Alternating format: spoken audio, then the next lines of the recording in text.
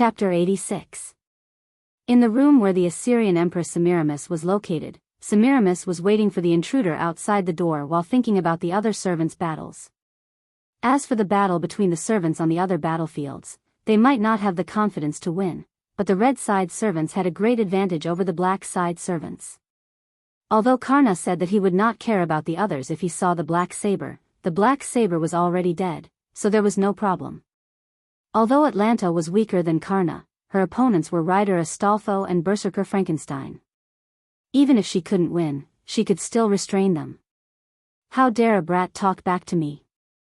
If it was the red saber, he could deal with her. It would be uncomfortable if he didn't see her desperate face.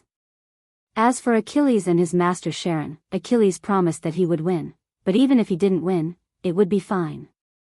After all, there was still Karna, and the master's words were about to come out. And Shakespeare's noble phantasm was restrained by Joan of Arc, so there was no need to worry at all. So it was about time. Semiramis finished thinking and looked at the door in front of her that opened automatically. A ferocious uncle with sunglasses and a non-mainstream girl walked in. She smiled. "Oh, there's actually someone guarding the house. You're really obedient, assassin." Mordred directly mocked her. Semiramis instantly changed from smiling to gnashing her teeth, but on the surface, she was still polite. "You're a bit arrogant for someone who has never sat on the throne before. What are you talking about? I'll just kick you down." Hearing Mordred's words, Semiramis couldn't help but smile. Then she smiled and said, "The reason why I use space teleportation to lead you here is that I want to personally teach you how to talk." Semiramis waved her hand, and several pipes stretched out from the surrounding walls, spraying a kind of lavender mist. At this moment, Mordred also noticed that the door was beginning to close. "It's a trap. Master." In an instant, Mordred roared and kicked the lion out of the door that was about to close. And because Mordred didn't use much strength, the lion quickly landed, and then quickly threw a crystal to Mordred, who was still in the room. The door closed. "Damn it. Saber, come to my side." One of the 4 command seals in Lion Jiali's hand disappeared, but the command seal's effect didn't happen. "What? The command incantation won't work anymore. I have some understanding of command incantations." Semiramis' voice suddenly sounded. She continued, "Although the time is short, I can also interfere with the master's contract with the servant, including command incantations." Damn it. Jiali the lion could only wait anxiously outside the door. Let's hope that Sodric's item is effective. Inside the door, the space was filled with a faint poisonous fog. Mordred put on his armor, and at the same time, he immediately poured a trace of magic power into the crystal that Lion Jiali threw in. In an instant, the power of the crystal enveloped Mordred, making the poisonous fog around Mordred unable to invade. What? This time, it was Semiramis who was shocked. "What kind of item is that? It can actually block my poison." Mordred held the crystal that was emitting a faint light and said softly, "You've helped a lot, Villo. I'll treat you to a drink." This item was the one that Wuming gave every participant when he knew Semiramis' real name. At that time, Wuming said, "Semiramis is the most ancient poison killer. We are going to enter the poison killer's noble phantasm, so we have to be careful. Especially Charon, if he falls into her trap, he'll be finished. But the rest of you, don't be careless. This crystal is an item that is used to resist poison. Just pour a trace of magic into it and it can be activated. Carry it with you, just in case." Mordred gave the crystal to Jiali. Mordred said that it was too much of a hindrance to carry it, and that it would be used when the time came. Jiali the lion threw the anti-poison crystal into the door before it closed. Wuming also judged the level of the Yggdrasil, world tree, item in the moon-shaped world. World-level items were classified as EX, God-level items were classified as A, legendary-level items were classified as B, holy relic items were classified as C, heritage-level items were classified as D, and the highest-level items were classified as E. What do you think? Vicious woman. What other tricks do you have? Use them all. Mordred opened her helmet and put the crystal into her mouth. The crystal was not very big, and it just happened to fill her mouth. Then, Mordred closed her helmet and rushed toward Semiramis. Tisk! Semiramis spat in displeasure. She then activated a magic array around herself. The magic circle shot out countless magic bullets and magic lasers. Mordred dodged the magic lasers and used her sword to disperse the magic bullets. Then, she ran toward Semiramis. Following an even bigger magic circle, a huge beam of light swept towards Mordred, producing a large amount of flames. Mordred rushed out of the flames and shouted, "Is this all you've got?" Semiramis smiled. Then, several magic circles appeared, and several chains made of poisonous fog shot towards Mordred. Because she was in the air, Mordred could not dodge and was instantly entangled by the chains. Semiramis controlled the chains to swing Mordred around wantonly. Then, she smiled and said, "How does it feel to be a little bug?" Mordred cut off the chains and jumped to the ground. She instantly released her magic and rushed toward Semiramis, who was sitting on the throne, like a red lightning bolt. After dodging all the entangling chains, Mordred soared into the sky and shot toward Semiramis. "Got it!" Mordred shouted. Crash! Accompanied by the sound of rattling chains, Mordred was firmly entangled by several chains. The tip of her sword was still a few centimeters away from Semiramis, but these few centimeters were like a natural moat that couldn't be crossed. "You'd better return to the audience." Semiramis chuckled. A large amount of water burst out from her side and washed Mordred to the ground. A huge green fish that looked like a loach appeared from the water and rushed towards Mordred. As the daughter of the fish god, Semiramis had the ability to summon the divine fish of the gods. It opened its mouth, which was as tall as two people, and bit down viciously at Mordred. Mordred blocked its mouth with her sword and gathered red lightning in her other hand. She then shot it out and killed the divine fish. A large number of divine fish appeared from the water and tried to bite Mordred. Mordred held her sword with both hands and gathered her magic on the sword, causing it to emit red lightning. Finally, she released the lightning and killed the divine fish. Mordred had learned her lesson this time. She did not get close to the divine fish and activated her relic. Clarent, Blood Arthur. Suddenly, the hall was covered by red lightning.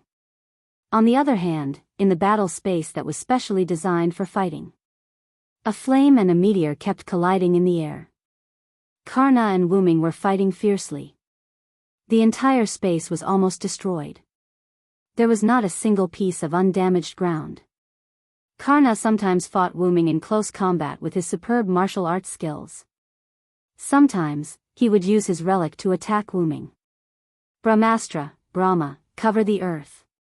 On the other hand, Wuming was constantly fighting against Karna, constantly activating his noble artifacts to fight back. Silver. The hot spear tip and the surging sword tip were fighting each other. They were evenly matched. "No wonder you're a Villo of the Knights of the Round Table, the strongest knight," Karna said. "You flatter me, Karna. But I'm Sodric now, so don't be mistaken." Wuming stood not far from Karna and said, "You can't use all your abilities as a Villo now, right?" Karna suddenly asked. "Although I can't use all my abilities as a Villo, I can use all my abilities as a warrior. Do you want to try, Karna?" The two of them looked at each other with a faint smile on their faces.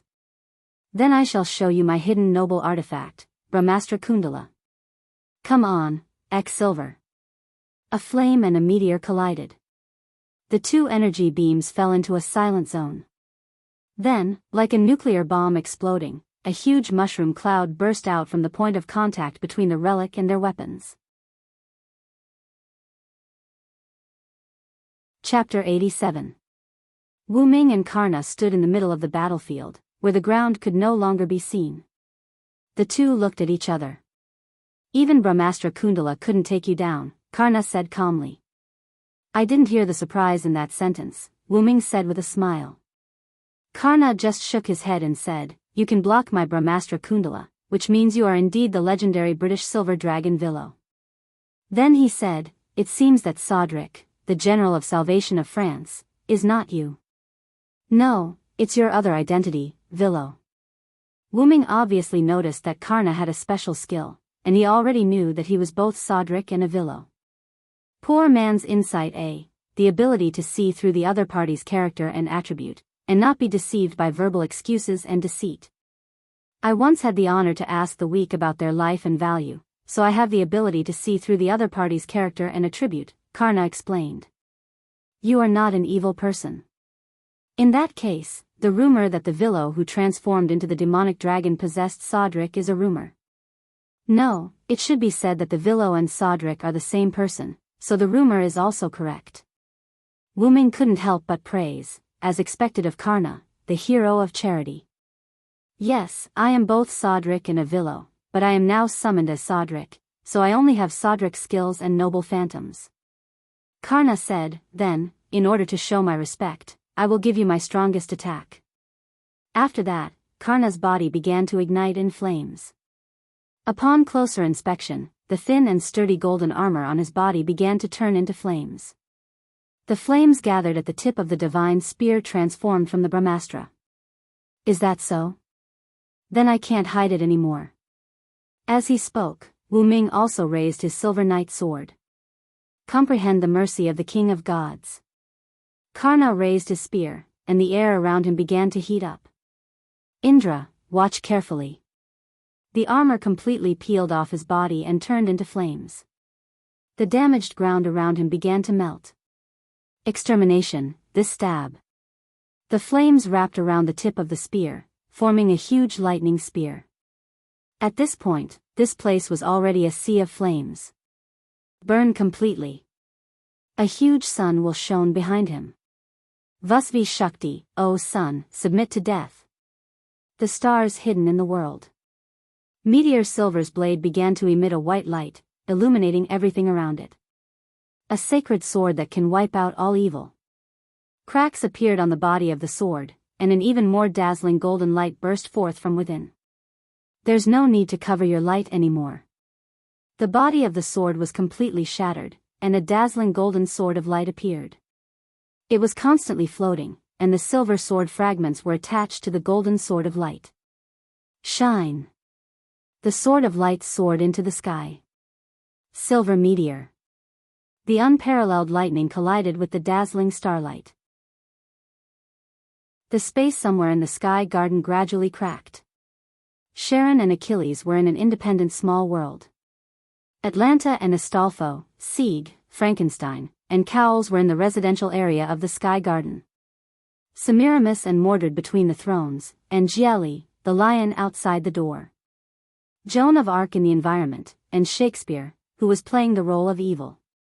Shiro Amakusa, who was about to walk out of the Great Holy Grail. These people all saw the scene and heard the sound of the world's destruction.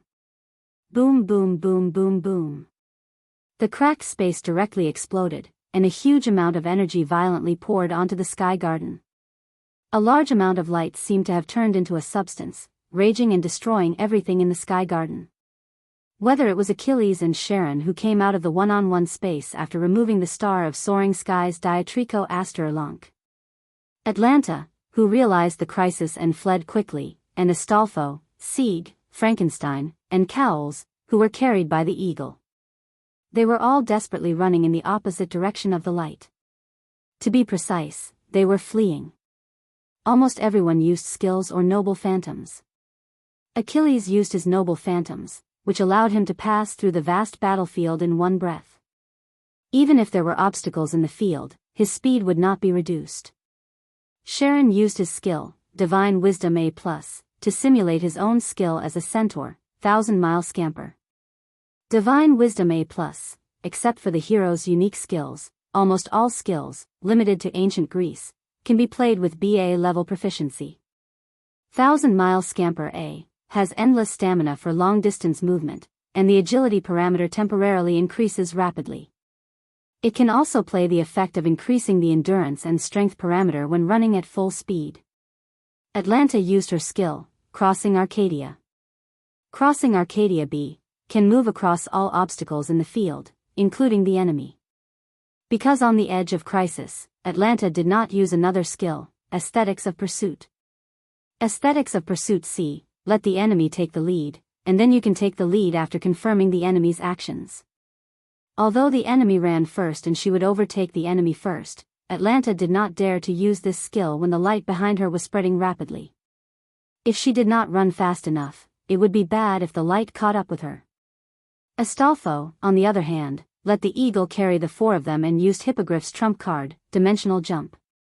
Dimension Jump. After releasing the true name, the eagle and its rider will switch into a blurry posture and disappear when the eagle screeches. It can escape all forms of observation in the world, and even reappear in other places. This ability could be called a bug-level ability, saving the lives of the four of them. No one knew how long it took, the light disappeared, and the original huge sky garden disappeared directly. The Great Holy Grail, which was originally in the center of the sky garden, was also exposed. Next to the Great Holy Grail was Joan of Arc and Shakespeare, who came out of the environment. The hall in the center of the throne was also exposed, revealing Semiramis, Mordred, who was covered in blood, and Gielli, whose body was pierced in many places. Everyone, whether they were servants or masters, looked at the huge sky fortress that was missing half with a trembling mind. Even Fiori and Gold in the distant Mylnia fortress noticed the magical anomaly of the sky garden. Semiramis had a special skill of double summoning, and she also had a caster class. As the noble phantoms of Semiramis' magic workshop, Hanging Garden of Babylon, evolved from the beliefs of many mistaken believers, so it was named Vanity. Because of that, the conditions to activate this noble phantoms were quite harsh. Not only did it require the wood, stone, minerals, plants, water, and other materials from the ruins near Iraq's capital, Baghra, where Semiramis lived, but it also required 3 days and 3 nights of non-stop chanting to complete it. It was really 3 days and 3 nights, that is, 72 hours. And now, this magnificent building was about to disappear once again. Chapter 88. Before that, Joan of Arc, who arrived at the Great Holy Grail earlier than anyone else, encountered the biggest irony in history. Oh. Joan of Arc, welcome to my stage, exclaimed Shakespeare, in a strange whisper, from Joan of Arc's environment. Joan of Arc looked at the changing scene around her and frowned. This is my hometown, Domremy. Joan of Arc looked at her clothes that had changed into a village girl's style and looked at the small village not far away. Jean. A gentle female voice came. Joan of Arc turned to look at the source of the voice. Mother. Joan of Arc was a little surprised. She didn't expect this environment to be so realistic. Why are you called a witch and burned to death? Why? Jean. Joan of Arc's mother cried and crawled on the ground, her hands holding Joan of Arc tightly. Come back to the village with me, Jean, don't worry about other people anymore. Joan of Arc's mother pleaded. But Joan of Arc didn't pay attention to her mother, not because Joan of Arc was unfilial, but because the environment in front of her was just created by Red Caster Shakespeare. Red Team's caster, are you satisfied with this? Jean said calmly. Then Shakespeare's voice sounded in the air. No, the drama has just begun. Let's begin the second act.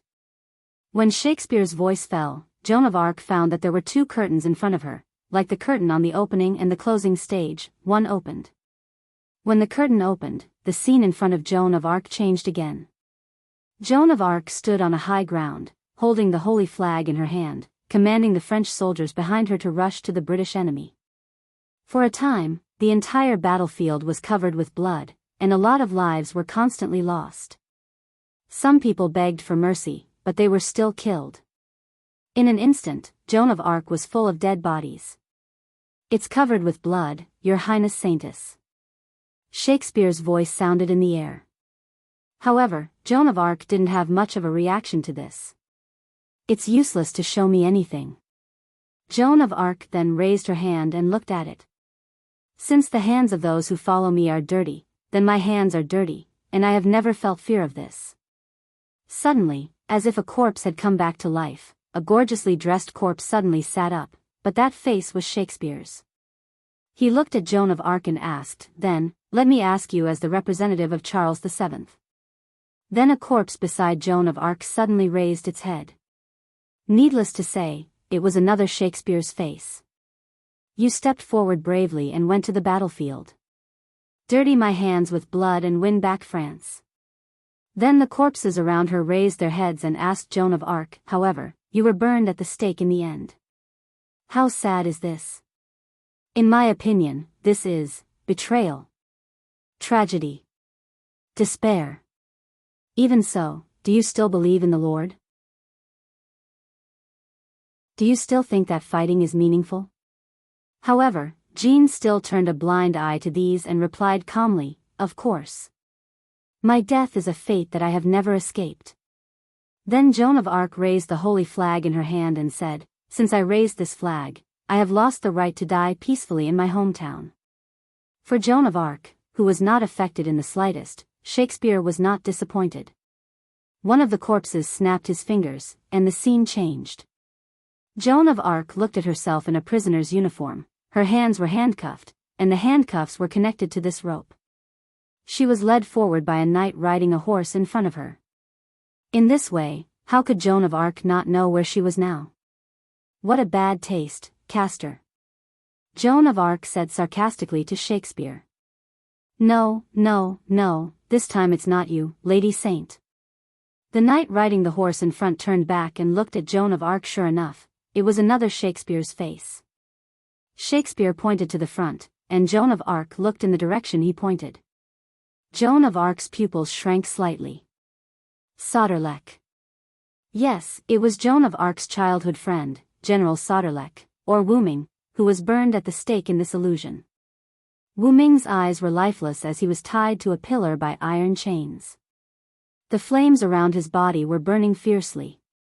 Joan of Arc hurriedly ran over, but when she was still a certain distance away from Wu Ming, she was pulled by the rope in her hand. "Why? Why didn't you burn me?" Joan of Arc hurriedly asked a priest standing under the execution platform. The priest looked back at Joan of Arc with Shakespeare's face, took out his noble phantasm, and replied to Joan of Arc, "The fantasy constructed by my noble phantasm is your memory, that is to say, the death of General Sauterlech is your idea, Saint Joan of Arc." Shakespeare's last words hit Joan of Arc's heart, and she began to panic. No, no, how could it be? Joan of Arc couldn't help but think of the scene where Sauterlech rushed to her with wounds all over his body and was burned to death with her. "Is it really me?" And Shakespeare said like a kidnapper, "Yes, yes. It's all your fault." At this moment, an incomparably terrifying magical power came this way in Shakespeare's perception. Because this magical power was so terrifying that even Joan of Arc, who was in the illusion, noticed it. The illusion where Joan of Arc was shattered like a mirror, and it instantly shattered. "What? My noble phantasm is actually..." Outside, Shakespeare and Joan of Arc still stood in place. However, on the other side of the hall, the originally gorgeous hall suddenly lost a piece, revealing a vast sky. "This magical power is Sauterlech," Joan of Arc said. At this moment, Joan of Arc, who had escaped from the illusion created by Shakespeare's noble phantasm, "The hour of the play has arrived, and here shall be thunderous applause," would no longer be deceived by Shakespeare's rhetoric. In comparison, at this moment, Shakespeare had lost his noble phantasm. Subsequently, the floating fortress, hanging garden of Babylon, which had lost half of its power, had completely lost its ability to float. Although the central area had been slightly damaged, this little bit would not be of any help to the Sky Garden, which had lost half of its floating ability. The reason why the floating garden could float was because of the inverted magic inside. Whether it was water or plants, they would flow and grow in the opposite direction. The water would flow from top to bottom, and the plants would stay from bottom to top. At this moment, in the central area with the Great Holy Grail, a large amount of water began to fly to the sky. After leaving the magic range of the floating garden, it fell to the ground. Not only the water, but a large number of broken buildings began to fall to the ground. The remaining half of the floating garden was also on the verge of collapse, slowly falling to the ground. It was getting faster and faster until it fell to the forest below, making a sound like an earthquake. A large amount of smoke and dust rose to the sky, and it lasted for a long time.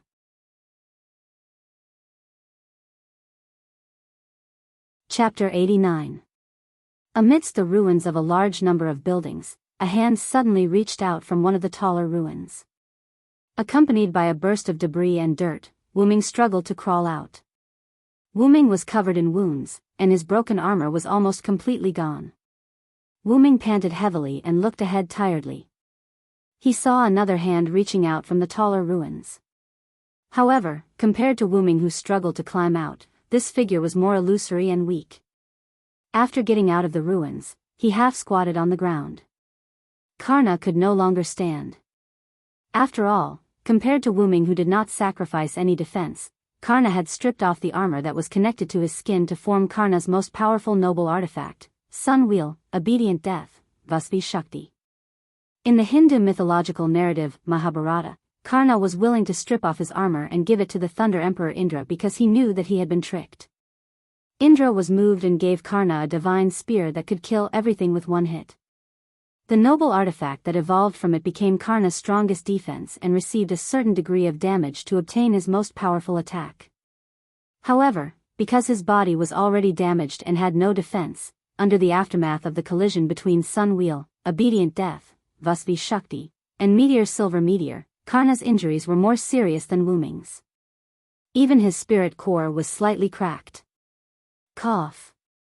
As expected of the legendary Knight Vilo, Saranth Ed. What a beautiful attack, cough cough cough. Karna said to Wuming with a weak smile. It was obvious that Karna was having a good time even though he was in a terrible state. Wuming also smiled happily and said, "You don't have to flatter me, Karna.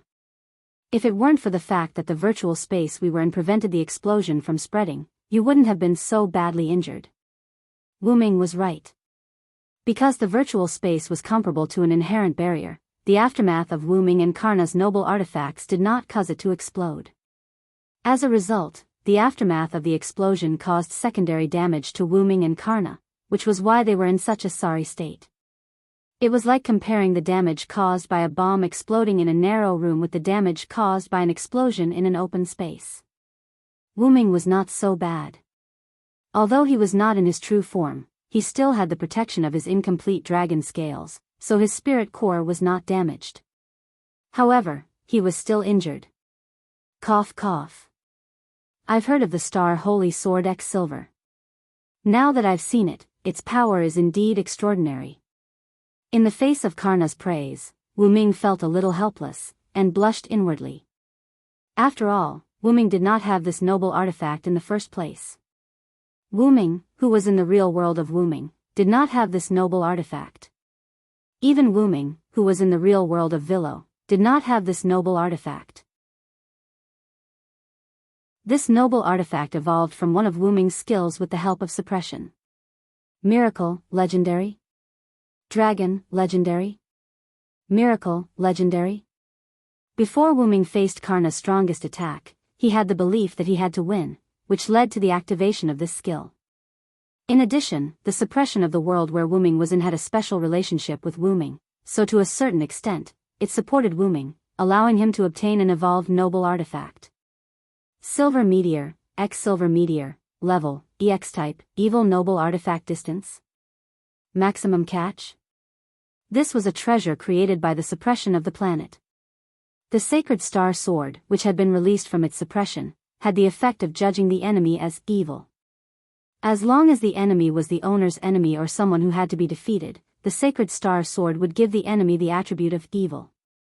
The target of the judgment was both a person and an object. Even concepts such as space and time could be included in the judgment. Because the noble artifact was a part of himself, Wuming immediately used it after obtaining it. He was not unfamiliar with it at all.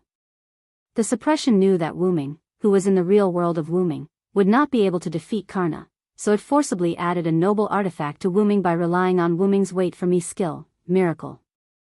After all, the character of Sodlek was created by the suppression of history. Adding a noble artifact at the last minute was not a big deal to the suppression.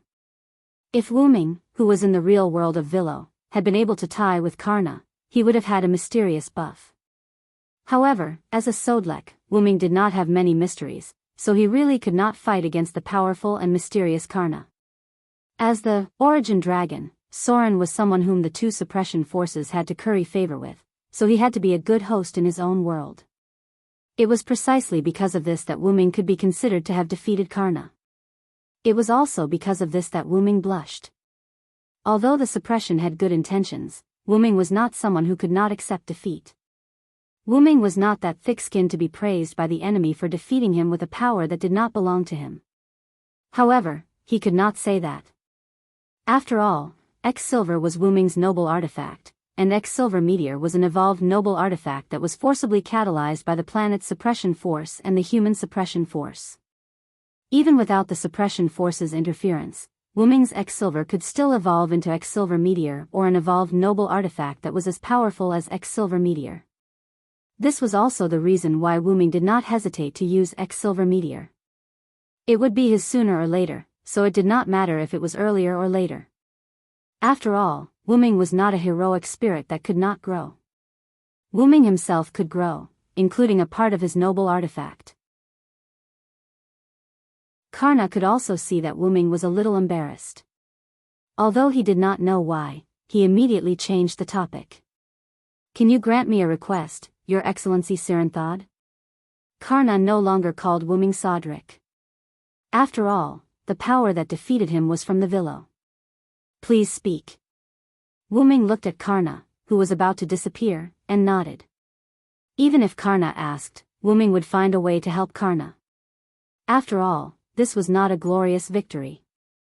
The original master of the red team was caught by assassin with poison. Although the Sky Garden was destroyed and fell, the room where my original master and the others were in was on the other side of the undestroyed Sky Garden. Even if the Sky Garden fell, I don't know if they are okay. Please go there and help me check the situation. If possible, please save them. Wuming was stunned, but he immediately reacted. Then, Wuming smiled. As expected of Karna, the hero of charity. "I'll go now." Wuming dragged his broken body to the direction Karna pointed out.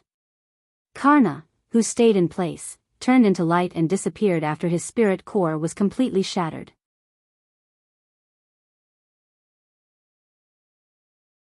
Chapter 90.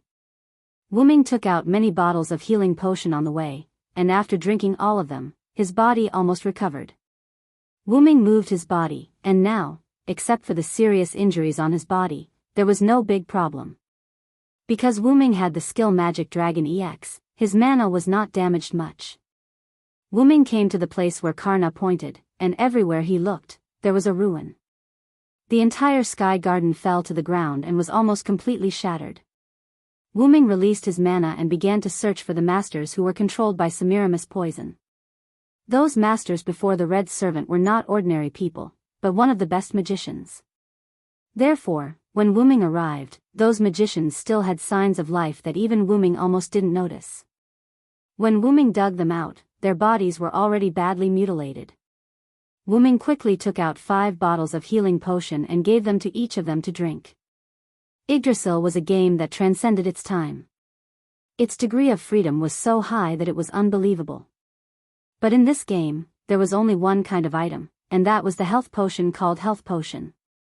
There were no other medicinal items such as Mana Potion, Detoxification Potion, and so on, so they could only rely on other rare items. Because of that, as the only health potion in the game, its performance was naturally needless to say. If it was placed in a noble artifact, it could be judged as a sea-level item. Although Wuming once gave Astolfo the health potion very easily, it was not a small amount. When he first treated the androids, Wuming ordered everyone to take 1/3 of the health potion. That was to prevent the androids, who acted as a mana supply battery, from being infected by the bacteria in the air as soon as they came out of the incubator. Sieg was a good example. Because he left the incubator for too long, Astolfo said that before Astolfo took Sieg away, Black Archer Sharon gave Sieg a simple treatment. However, androids born as magic power batteries were different from androids born to fight. Because the androids, which were magic-powered batteries, did not need to move around in the outside world, their creators did not give them excellent physical fitness. It could be said that they would not survive without the nutrient solution in the incubator. This was the racial flaw of the androids that were born as props. Although Sieg was saved by Wuming's potion at that time, Wuming did not have a way to solve his gene problem. After all, even if the game had a high degree of freedom, there were no items related to genes. The game was enjoyable, not a headache. Because of the transplanting of Siegfried's heart, Siegfried was strengthened by the dragon heart and eliminated the flaws of the androids. As for whether the heart would disappear or not, since Sieg was connected to the heart, the magic circuits were naturally connected as well. Sieg's heart was supported by Sieg's magic power, so it naturally wouldn't disappear. Over time, his heart would definitely fuse with Sieg's. The androids, who were fighting forces, were not much better. After all, they were weapons that could be thrown away after being used, and they participated in the battle as cannon fodder. The androids that were rescued had their physical fitness temporarily improved by Wuming's potion at that time. It was mainly thanks to Gould, the creator, who adjusted their physical condition later on, that they could live like ordinary people. As for the 5 masters, Wuming was still afraid that they would die halfway, so he gave them a whole bottle of the potion. It must be noted that this was a potion that was comparable to a C-grade item. Seeing that the 5 masters had not woken up yet, Wuming remembered that Karna said that they were poisoned. Wuming immediately took out a short staff. This short staff could remove the poison status of any item below the divine artifact level. It was an item that could be used by injecting magic power into it. However, it had a limited number of uses. After the number of uses was used up, it would disappear. It was because Wuming was restricted by his class that Wuming took out this high-level item with restrictions. Moreover, Wuming speculated that the poison used by Semiramis was definitely not a high-level poison, otherwise, these people would have died long ago. Detoxification. The short staff emitted a green light, enveloping the 5 unconscious people. After a few seconds, the short staff shattered and disappeared. Wuming looked at the short staff that disappeared in his hand and couldn't help but sigh. As expected of the poison used by Semiramis, the most ancient poisoner, it completely exhausted the short staff's number of uses. Although the level of this poison was not the highest, it still exhausted the detoxification short staff's number of uses. A few seconds later, the 5 people lying on the ground opened their eyes and sat up weakly. This place is, I remember the Holy Grail War is over. What happened to us? Everyone was full of doubts. Then Wuming spoke. Magicians, I am a servant of this Holy Grail War. This Holy Grail War is not over yet. You have now lost the qualification to be its master. As for what happened, you can find out in the future. This place will soon become the battlefield of a great war. After Wuming finished speaking, he turned into a spirit and disappeared. These magicians looked at the place where Wuming disappeared. They could see that the person just now was not an ordinary person, and they chose to believe in Wuming. They immediately struggled to stand up and walked in the direction that Wuming just pointed. After Wuming gave advice to the group of magicians, he went to the place where the Great Holy Grail was. Fortunately, this was a forest. If it fell into the city, it would be troublesome. Wuming thought. When Wuming arrived at the Great Holy Grail, he saw 2 groups of people facing each other. The Great Holy Grail was revealed from the ruins. It was a ball with a huge female sculpture inside. In front of the Great Holy Grail, 2 groups of people stood in front of the Great Holy Grail. On one side, there was Red Assassin Semiramis, Red Rider Achilles, Red Archer Atlanta, Red Caster Shakespeare, and Ruler Shiro Amakusa, who hurriedly came out because of the fall of the Sky Garden. On the other side, there was Red Saber Mordred, Lion Gielli, who was the master of Wuming and Mordred, Black Archer Sharon, Black Rider Astolfo, and Astolfo's master Sieg, Black Berserker Frankenstein, and Frankenstein's master Cowles, and finally, Ruler Joan of Arc, the referee of the Holy Grail War. In addition to the masters, when the servants saw the arrival of Wuming, Amakusa's people's faces changed slightly, while Joan of Arc's people were happy. Although it seemed that Joan of Arc's side had more people, in terms of heroic spirit strength, they were still stronger than Shiro Amakusa's party. If they really fought, the black side might not necessarily have an advantage, but now with Wu Ming, the situation was completely reversed. Only Wu Ming rushed over, which meant that Karna was defeated. A servant who could defeat Karna was better than Amakusa's side. Looking at Wu Ming's seemingly unscathed appearance, Shiro Amakusa couldn't help but frown. I didn't expect you to win against Lancer. You're not Sodric, are you, Villo, Knight of the Round Table? Shiro Amakusa said. After all, such a powerful holy sword of star, even based on Semiramis' description, Shiro Amakusa was sure that it was the noble phantasm of the Knights of the Round Table, Villo. Wu Ming stood beside Joan of Arc, and his helmet began to disintegrate and attach to his shoulder. Then, Wu Ming looked at Joan of Arc and the others, who were in a sorry state but didn't suffer any injuries. Wu Ming first smiled at Joan of Arc, then looked at Shiro Amakusa. Then you've guessed wrong, Shiro Amakusa. I am indeed Sodric, but that's only because I'm also a Knight of the Round Table, Vero. This time, I'm only being summoned as Sodric.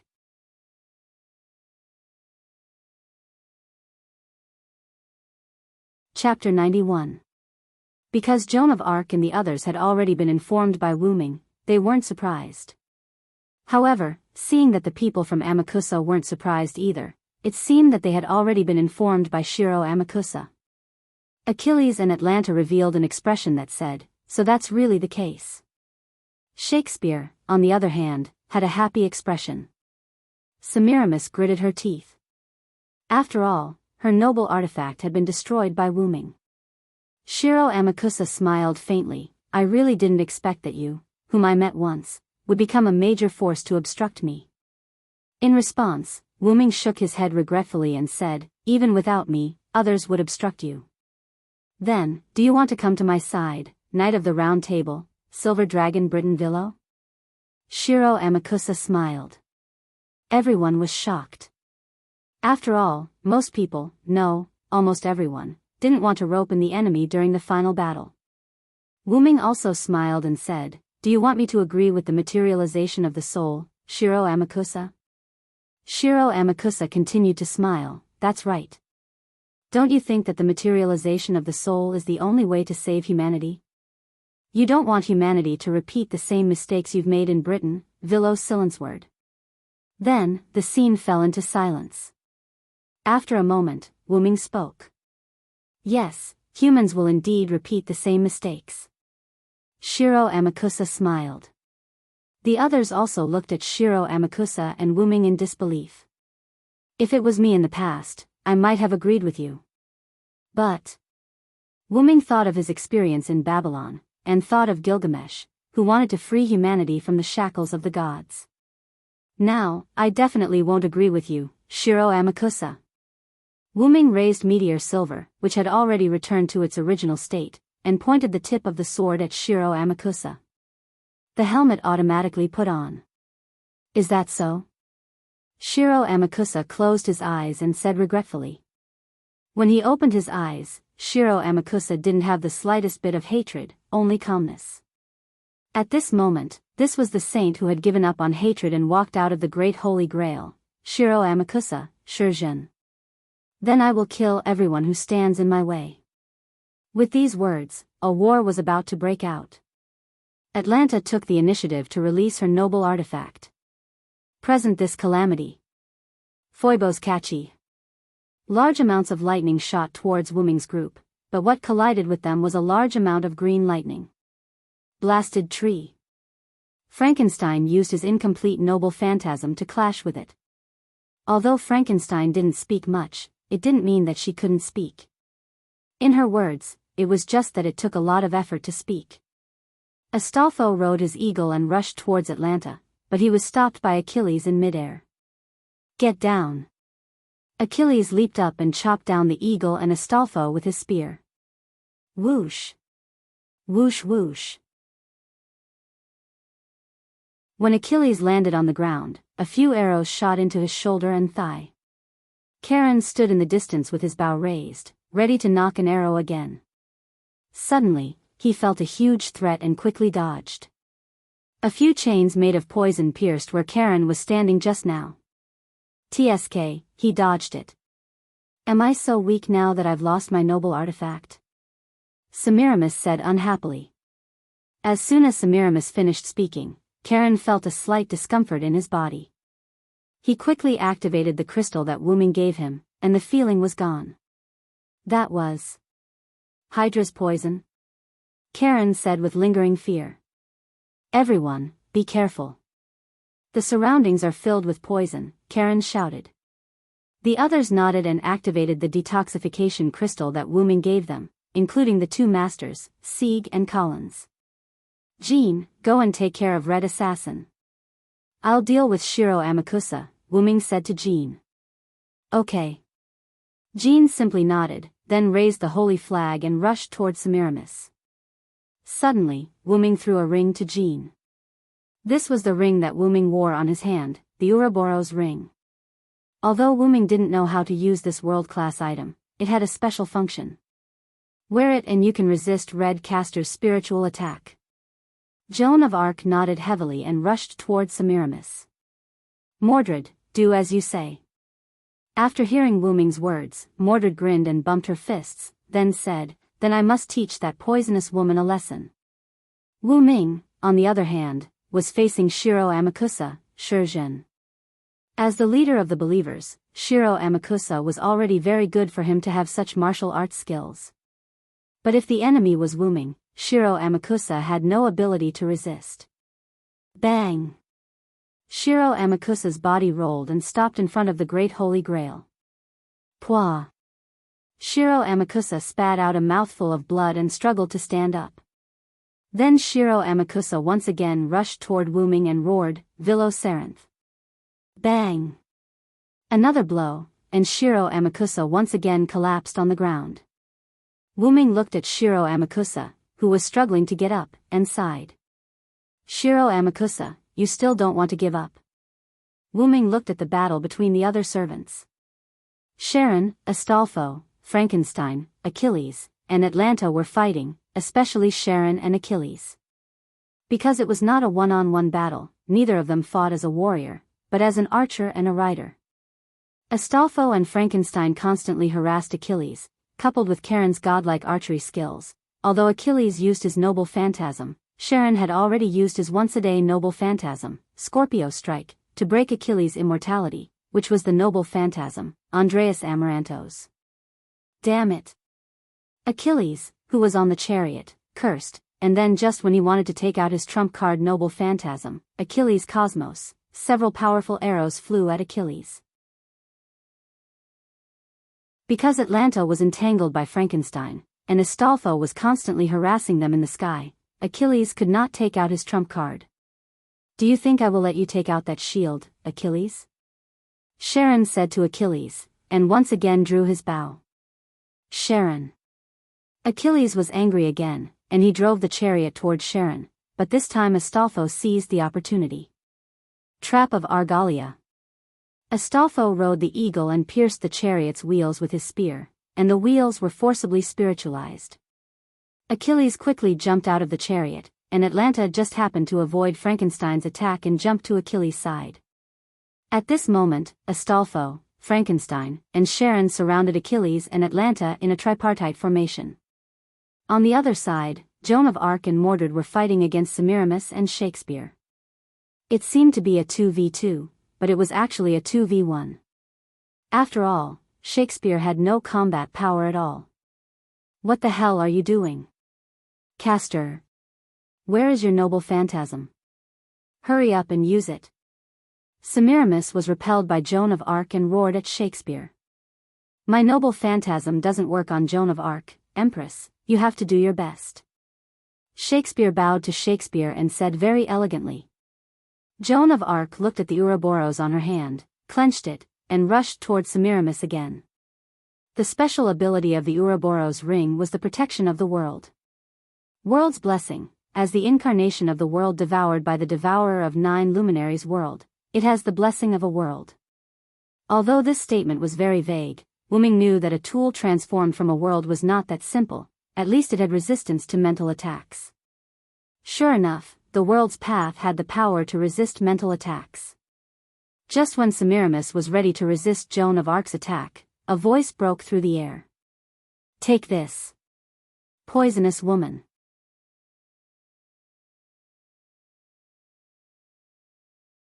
Chapter 92. Semiramis' pupils instantly froze as she raised her head to look at Mordred, who was falling from the sky. Poochie. Ah. Mordred's brilliant imperial sword cut through Semiramis' chest and blood spilled all over the ground. Checkmate. Poisonous woman. Mordred turned around to look at Semiramis, who had fallen to the ground, and said proudly. Joan of Arc also walked in front of Shakespeare and said to him, Redcaster, do you still want to resist? Shakespeare hurriedly waved his hand. No, no, no, I really don't have the ability to fight. I surrender. Saying that, Shakespeare raised his hand. You bastard, do you have to be so spineless? You actually surrendered. Mordred said viciously. No, no, no, this is a wise choice. Shakespeare's face was full of joy. Turning around, Wuming looked at Shiro Amakusa. You see, you have already lost, Shiro Amakusa. Shiro Amakusa, Shurgen, continued to stand up and slowly said, So what? Shiro Amakusa stared at Wuming. You want to use failure to change my mind about saving humanity. 400 years ago, when we were slaughtered by the shogunate, I didn't retreat.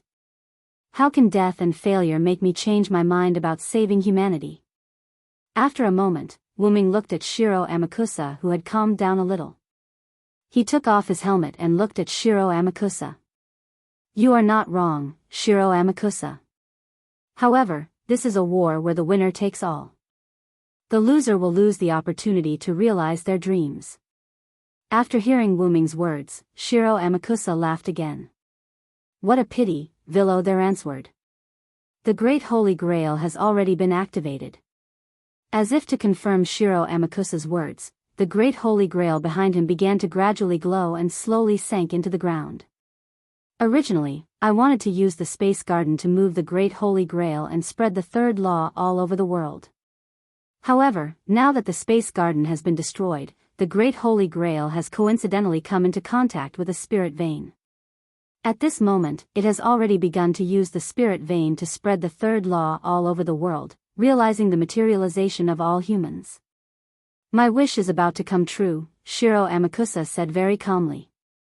Aren't you afraid that I'll destroy the Great Holy Grail if you tell me all this now? Wuming wasn't in a hurry. Instead, he continued his conversation with Shiro Amakusa.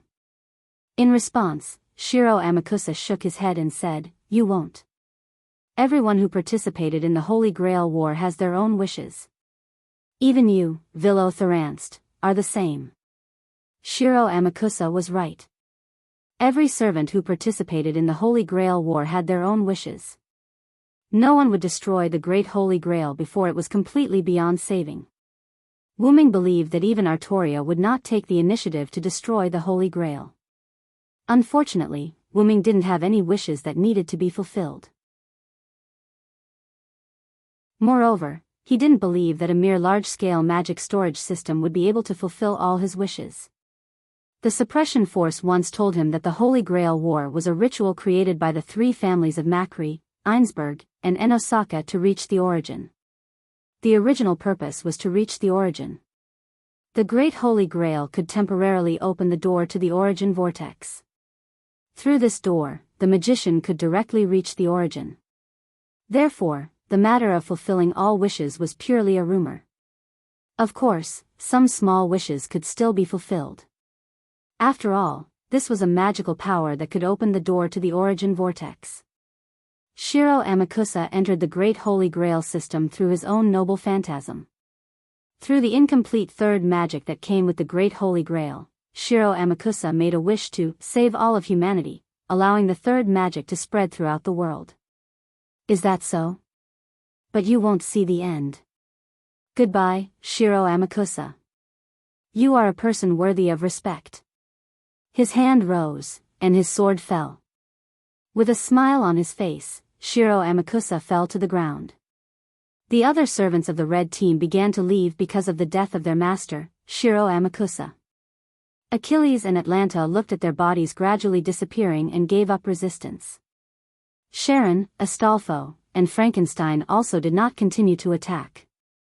What a pity, Wani-san. Achilles smiled. Ah, that's right. It's a pity that we can't see the end, but the Great Holy Grail has been activated. It's just a matter of time, Atlanta said calmly without the slightest regret or rejoice. Then Achilles looked at Sharon. Sensei, this one-on-one duel was interrupted. Next time, we must determine the winner. Of course, Achilles. I look forward to the moment when you defeat me. The wind came, and Achilles and Atlanta disappeared into light. On the other side, Semiramis lay on the ground powerlessly, looking at the body of Shiro Amakusa. Master, I actually feel sad. What's wrong with me? The famous Empress of Assyria left the stage. Oh. This is really a wonderful comedy, I am very satisfied. Shakespeare wrote the script and disappeared into particles. At this point, the red team's servants of the Great Holy Grail left except for Mordred. So, what about the Great Holy Grail? It seems that it can't be stopped. Astolfo stood beside Sieg. Sieg, Cowles, and Leo were unable to get involved in the Battle of Servants as humans, so they were slightly away from the battlefield before the start. Do we really have to destroy this? That's such a pity, Mordred grumbled. It seems that this is the only way. Jean said carefully. After all, not every servant would sacrifice their wish for humans. Wu Ming looked at the several servants present. Sharon, Astolfo, Frankenstein, Mordred, and Jean. In addition to himself and Jean, there were 5 servants. Sharon was the first to speak. I choose to give up. Instead of restoring my immortal body, it's better to choose to save humans. I also give up. Anyway, I don't have any important wish. It doesn't matter. This is also for Master. Astolfo smiled and then looked at Sieg. I don't need the Holy Grail. My people have been saved. I thank Sodric again. No, Mr. Villo. Sieg bowed to Wu Ming. You don't have to do this, Sieg. This is also my agreement with Sieg. Wu Ming waved his hand, indicating that Sieg didn't need to do this. Hoo. Frankenstein also shook his head. Although he didn't know why Frankenstein didn't hesitate, perhaps Cowles had already prepared himself mentally in advance. I also give up. We will solve the matter of our Eugomarinia family. Cowles said firmly. I don't need the Holy Grail. I have found my real wish. This time, let's forget about it. Mordred laughed. Leo was a little surprised and then fell into deep thought. Then Leo opened his mouth. Then I will also give up. Mordred smiled knowingly and looked at Leo Gialli. Leo Gialli also smiled knowingly and bumped their fists. In that case, Master, use all the command seals to support me. I am going to change my class. Ha! Everyone was surprised.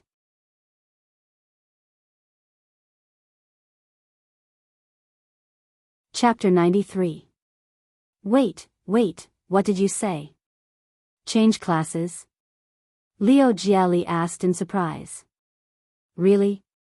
Is this something that a servant can do? Collins asked Wu Ming. The others also looked at Wu Ming in shock. In this regard, Wu Ming smiled. Of course, my own strength is still limited, but if I rely on this, then... Wu Ming said, then pointed to the Great Holy Grail behind him. You mean, rely on the Great Holy Grail to make a wish? But the Great Holy Grail has now been made a wish by Shiro Amakusa. Leo Gialli was very puzzled. Although the Great Holy Grail has been made a wish by Shiro Amakusa, don't forget that this Great Holy Grail was directly taken away by Danica in the middle of the Third Holy Grail War 60 years ago. In other words, the Great Holy Grail has stored 120 years of magic. Even if Shiro Amakusa has made a wish, there is still some magic left in the Great Holy Grail. With the command seal provided by Master, it is enough for me to change classes. Wu Ming explained. Then what class do you want to change? Karen asked the question that everyone wanted to ask. Wu Ming smiled mysteriously and said, of course it's the caster class. But, even if you are a Villo of the Knights of the Round Table, I remember that Villo only knows some small magic. That should not be enough to deal with the current situation, right? Liu Jiali asked.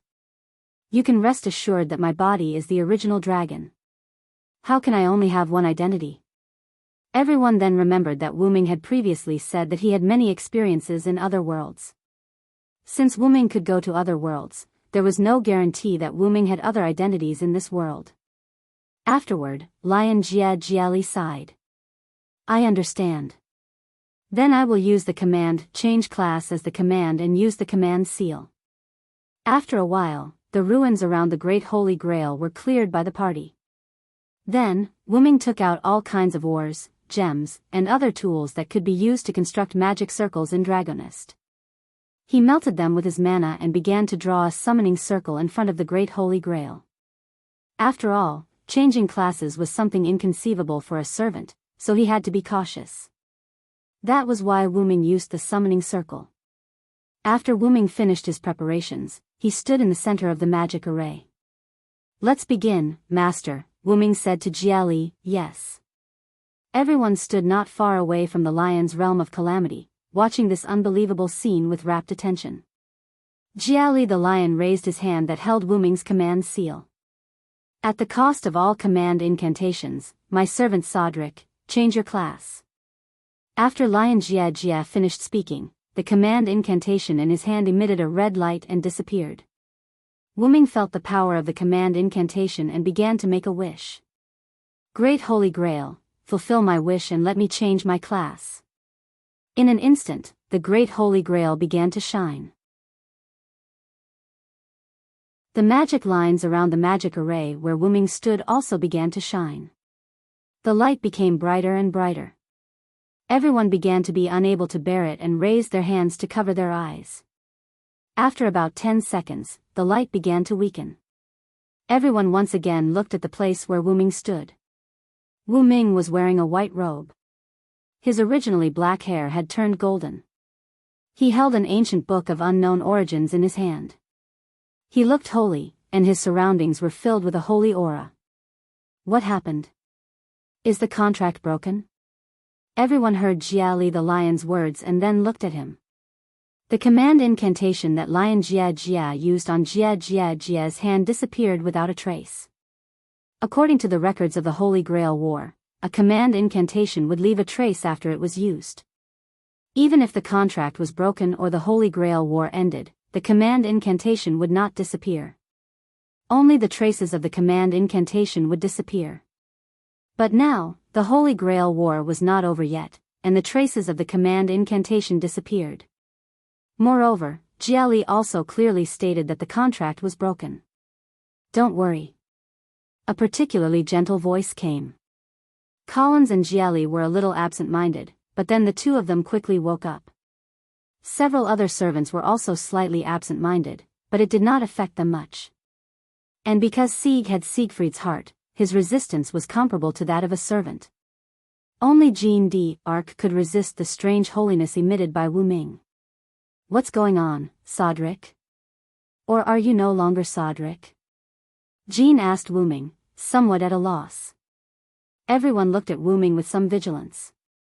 Wu Ming only smiled faintly at this, causing people to become absent-minded again. I'm sorry. After all, this is the first time I've adapted to this class. I'm still a little uncomfortable with my own power.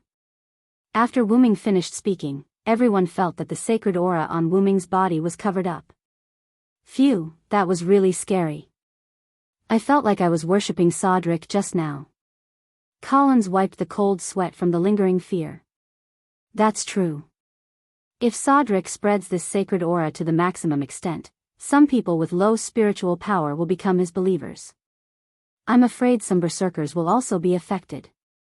As a person who firmly believed in the Lord, it was easy for Jean to see the essence of this power. That's really scary. Collins swallowed his saliva. At this moment, Collins was even more scared. Yes, after all, I didn't control my power. I'm sorry, Mr. Collins. Wu Ming said gently. About the breaking of the contract, it was my decision. After all, what I'm going to do later is a bit unbearable for Mr. Gialli. Therefore, I linked the contract to the Holy Grail. What? Doesn't that mean that you have infinite magic power now?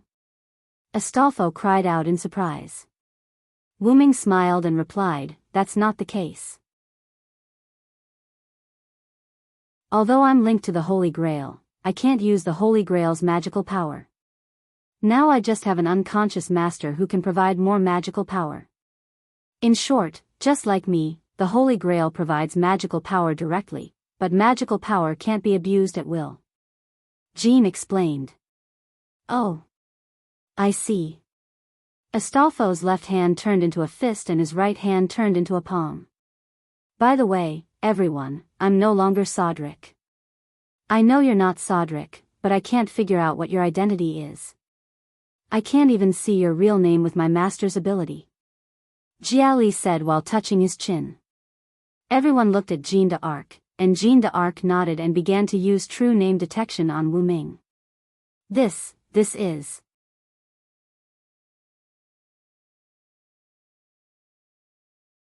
Chapter 94. Is this true? Zod. No, I should call you Hyunryong, Sama.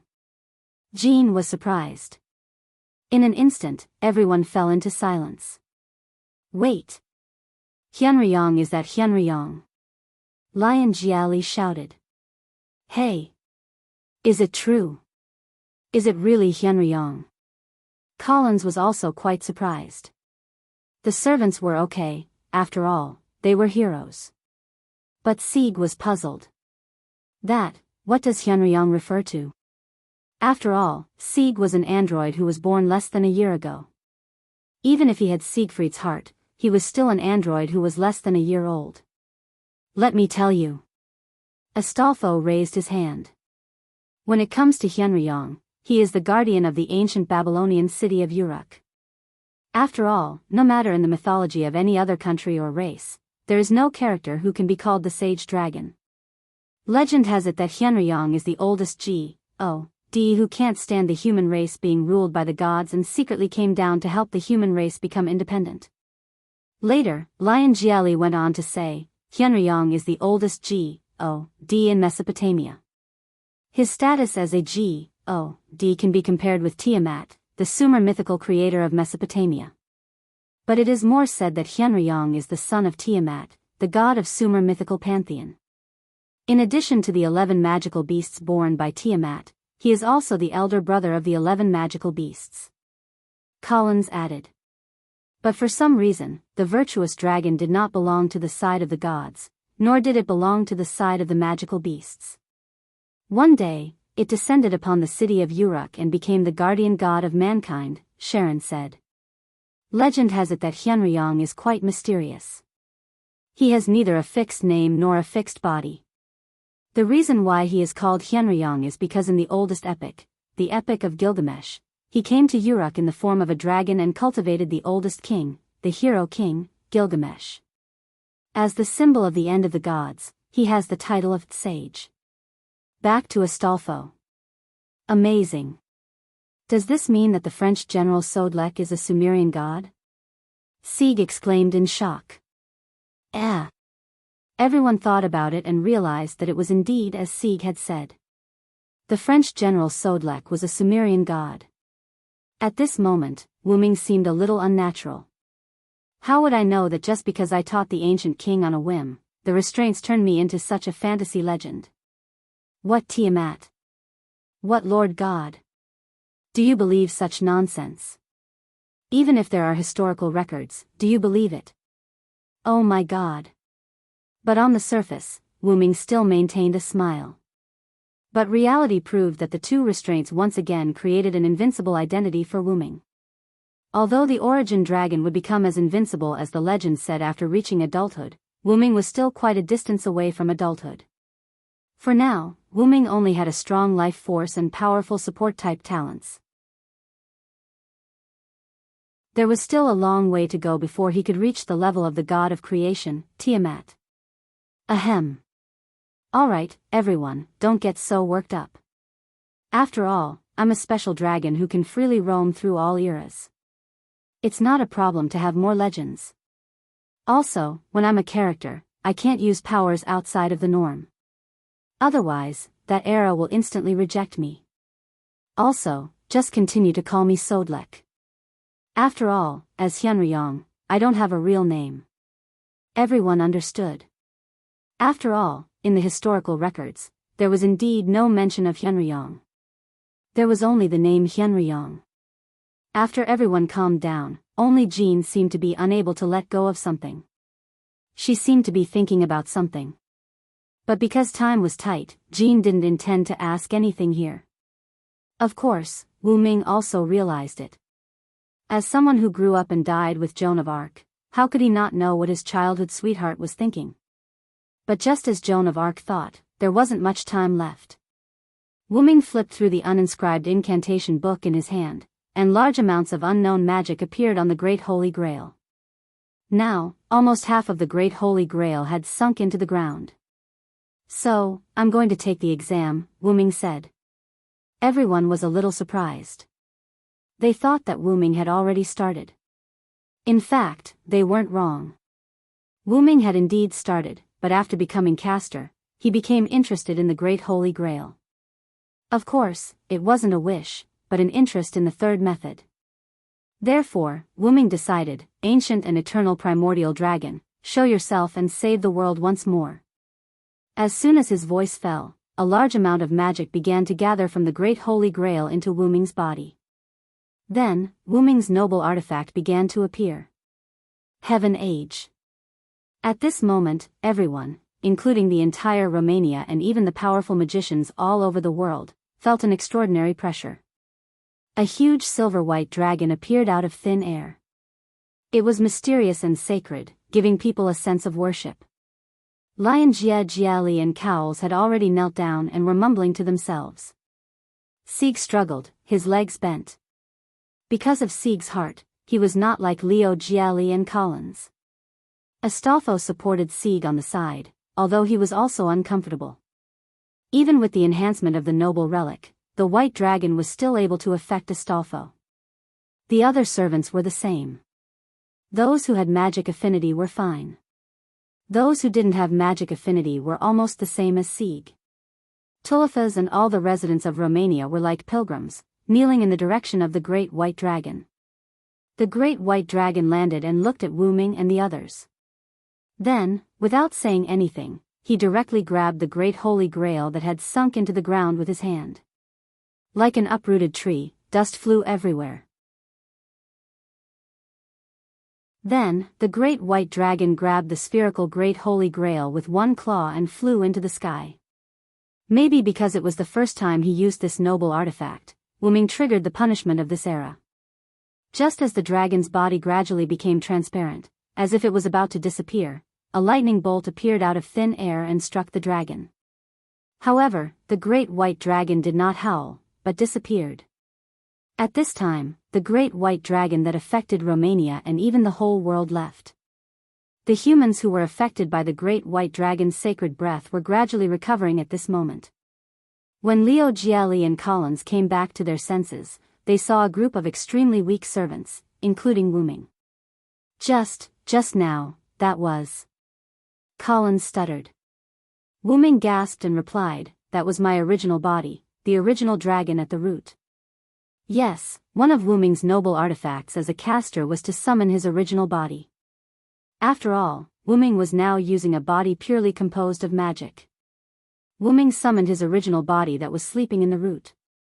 At the moment when the great white dragon appeared, the great white dragon and Wu Ming had the same thought. Just like Wu Ming was controlling the great white dragon, or the great white dragon was controlling Wu Ming, the two were the same person.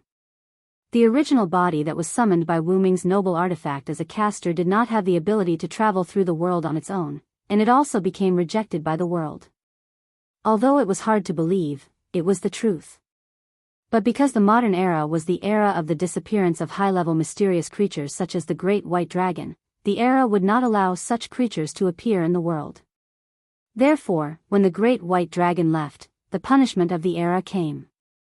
The great white dragon seemed to be unaffected, but in fact, it was all fed back to Wu Ming.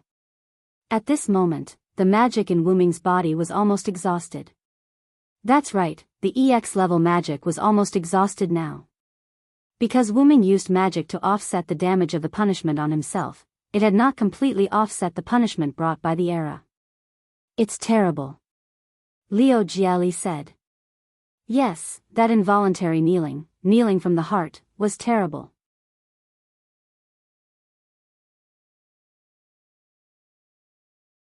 Chapter 95. Indeed, after all, it's my first time using this noble phantasm. I subconsciously activated the sacred aura emitted by my body. I'm really sorry, everyone. Wu Ming said with a face full of guilt. Wu Ming's noble phantasm would open a channel in his body. This channel was big enough to accommodate his body, and small enough to accommodate even a scale. In other words, Wu Ming could achieve the emergence of part of his body by not fully releasing this noble phantasm. Imagine that when the opponent released a big move, he could suddenly summon the invincible dragon scale in front of him, blocking the enemy's attack. He could also summon the sharp dragon claw in his hand and use it as a weapon. As for his other noble phantasms, except for the inscription book, the other noble phantasms were obtained through sublimation. Wu Ming couldn't help but think of the two major restraints. There was no doubt that many noble phantasms of his caster class were their masterpieces, including his caster class template. I didn't expect that, Villo. You're so strong. If you weren't forced to leave, Father might not have to work so hard. Even if Mordred was weak because of the white dragon, she was still full of energy when she spoke. However, this unintentional sentence made Wu Ming silent. Perhaps she realized that she had said something wrong, so Mordred quickly changed the topic. By the way, where did your body go with the Great Holy Grail? Wu Ming breathed a sigh of relief, then said with a smile, of course, it's the origin. Everyone had an expression of, sure enough. My body has been sleeping in the origin. I just woke it up for a moment and summoned it to the present world, and I have to prepare to bear the punishment given by the era. This time, I almost died. Wu Ming said and coughed a few times. Jean walked behind Wu Ming and shook Wu Ming's back. Are you okay? Jean looked at Wu Ming tenderly. No matter who Wu Ming was, he had always been Jean's childhood sweetheart, the one who was willing to be burned to death. It's nothing serious. Don't worry. Wu Ming held Joan of Arc's hand and said tenderly. I have a question. Since the Great Holy Grail is no longer in this world, why haven't we disappeared yet? Astolfo raised his hand and asked the others. That's right. The Holy Grail has already disappeared, but our contract still exists, and it shows no signs of disappearing. Sharon analyzed. What's going on? Everyone was puzzled. Let me explain. Wu Ming stood up and looked at the servants and masters. Because when I was moving the Great Holy Grail, I deliberately delayed your contracts for a period of time. This way, you can stay in the modern world and experience life. If you don't use a relic, you can survive for about 3 months. What? I thought it would always be there. Astolfo was a little dejected. It's okay, Ryder. Even if it's only for 3 months, I'll still accompany you. Let's travel around the world together. I want to see this world and connect with the humans of this world, Sieg said from the side. Yes. Master, looking at the rejuvenated Astolfo, the other servants couldn't help but laugh, and then they thought about how to spend the rest of their time. That's it for the time being. As long as you don't do anything that violates the rules of the servants and be ordinary people, I believe our Saintess won't say anything. Right, Saintess, Wu Ming said softly to Joan of Arc. Cough. Since everyone helped me solve this crisis, I, as the ruler, allow everyone to move freely until we return to the Valhalla, but you can't use your power at will to avoid unnecessary trouble. Joan of Arc looked deeply at Wu Ming, and then said, especially you, Soderlek. You will be personally supervised by me. That's it. In this regard, Wu Ming smiled awkwardly, followed by the others. If you don't mind, the Yugomarinia family can provide you with food, clothing, housing, and transportation for the time being. Collins said, the biggest problem at present. Then we won't be polite, and with us, we should be able to fight for a big advantage when dealing with the clock tower and the magic association. Wu Ming said with a smile. Looking at Wu Ming's smiling face, Collins smiled awkwardly. He did have such an idea, but he wanted to express his gratitude for this time. After all, in the case of Danik's death, Wu Ming had the power to destroy the Eugomarinia family, but Wu Ming didn't do so. Although this was the intention of using the Eugomarinia family, when Collins' sister Fiole was facing Jack the Ripper, Wu Ming appeared to save Fiole. Based on this alone, Collins, who was already the acting patriarch, was grateful. Wu Ming also knew that Collins was grateful, and dealing with the clock tower was just a matter of convenience. After all, Wu Ming was not a bad person, and Wu Ming felt that the current Eugomarinia family was very good, so he would definitely help if he could. Don't worry about that for now. Let's go drink, Villo. Mordred shouted excitedly. Wu Ming looked at Jean subconsciously. Drinking is bad for the body. Please drink less. I won't follow you. I'll wait for you at the Eugomarinia family. Remember to come back early in the evening, Jean said naturally. However, Mordred complained, what? Ruler, you are like a housekeeper. Drinking is a rare entertainment for us Knights of the Round Table. As if thinking of something, Mordred said again, by the way, it seems that because you took the soldiers to drink secretly, you were often taught a lesson by father and others. Looking at the bright smile on Mordred's face, Wu Ming smiled and said, if I didn't take the soldiers to drink, how could a lonely guy like you live so comfortably? Then Jiali complained, I knew it. I didn't know that the rebellious knight liked to drink. So it was you who taught him. Really, my wallet has shrunk a lot recently.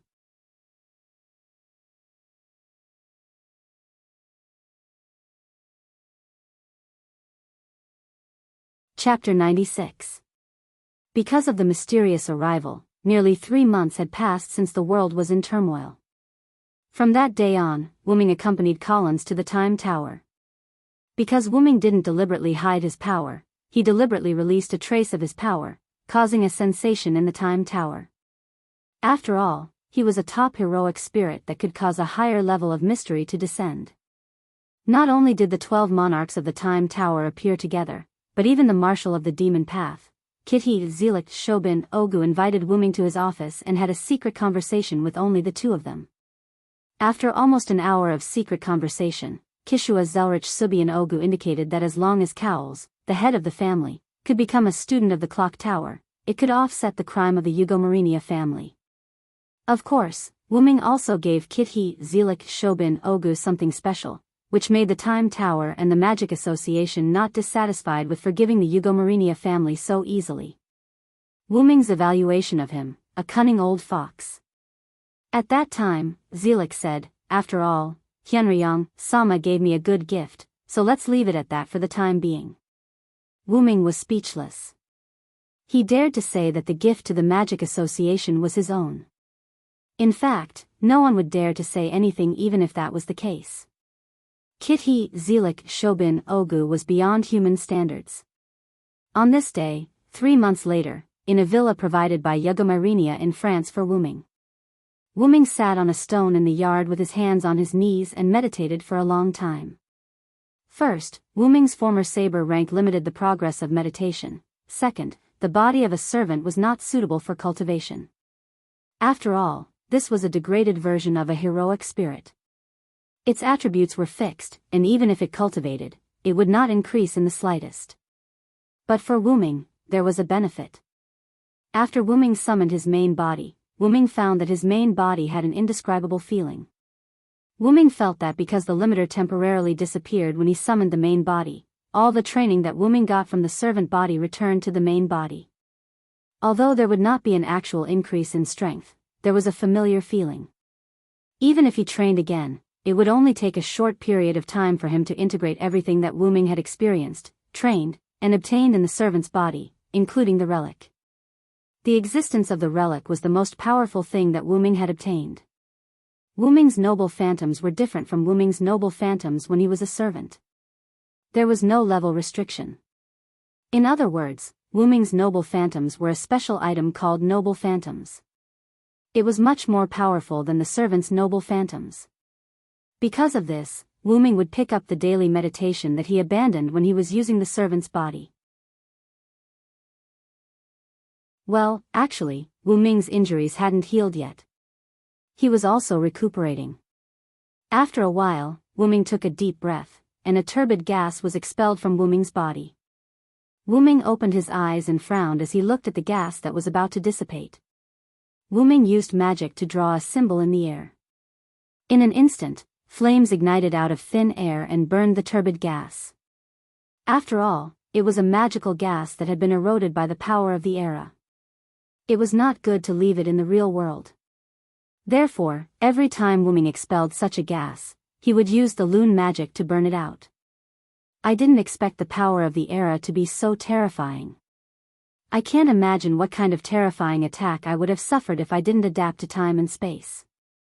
Wu Ming couldn't help but think of everything he had done in the time and space tunnel before. But in retrospect, if Wu Ming didn't have the power of time and space, he wouldn't have entered the time and space tunnel. Wu Ming shook his head and stood up from the stone. He looked at the house that he had lived in for nearly 3 months. I'm really reluctant to part with it.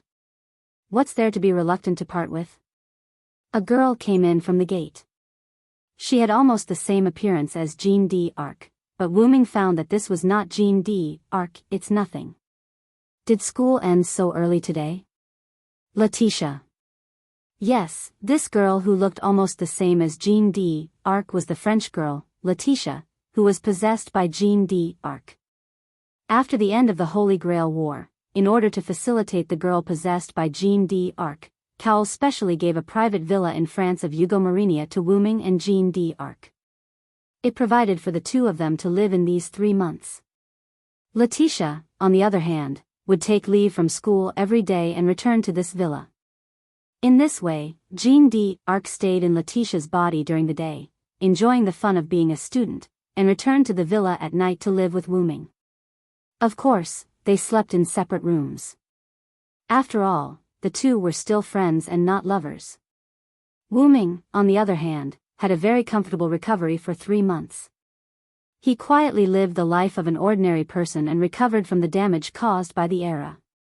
Because Letitia usually didn't come back at this time, but after this time, Wu Ming asked Letitia, who came back early, after finishing his daily meditation.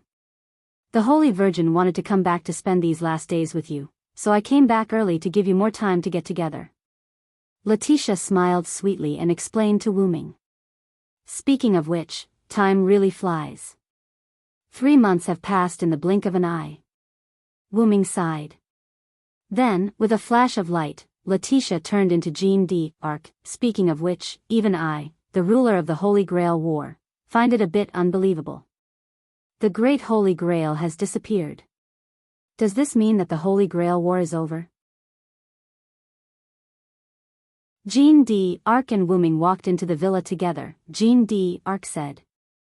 Wu Ming just smiled at Jean d'Arc's naive words. You also know that the Great Holy Grail is nothing more than a shortcut created by human magicians to reach the source of power. Even if it's gone, it can still be recreated. Besides, there are still great holy grails in other parallel worlds. Heroic spirits are mystical lifeforms that can transcend time and space. Even if this world no longer has a Holy Grail war, there will still be one in other worlds. We will appear again. Wu Ming also knew that Jean d'Arc was just simply looking forward to it. After all, Jean d'Arc also understood a lot of things after becoming a heroic spirit. Wu Ming continued, to put it bluntly, as long as there are creatures like humans, things like desire will not disappear. Really, Wu Ming, you are still so rough, not gentle at all. Jean d'Arc complained to Wu Ming. Then, Jean d'Arc ran in front of Wu Ming, turned her head and looked at Wu Ming with a smile. Then, let's enjoy these last moments, Cedric. After saying that, she walked to the kitchen and began to cook. Really, what can a village girl like you cook? Although he complained like this, Wu Ming was still looking forward to it.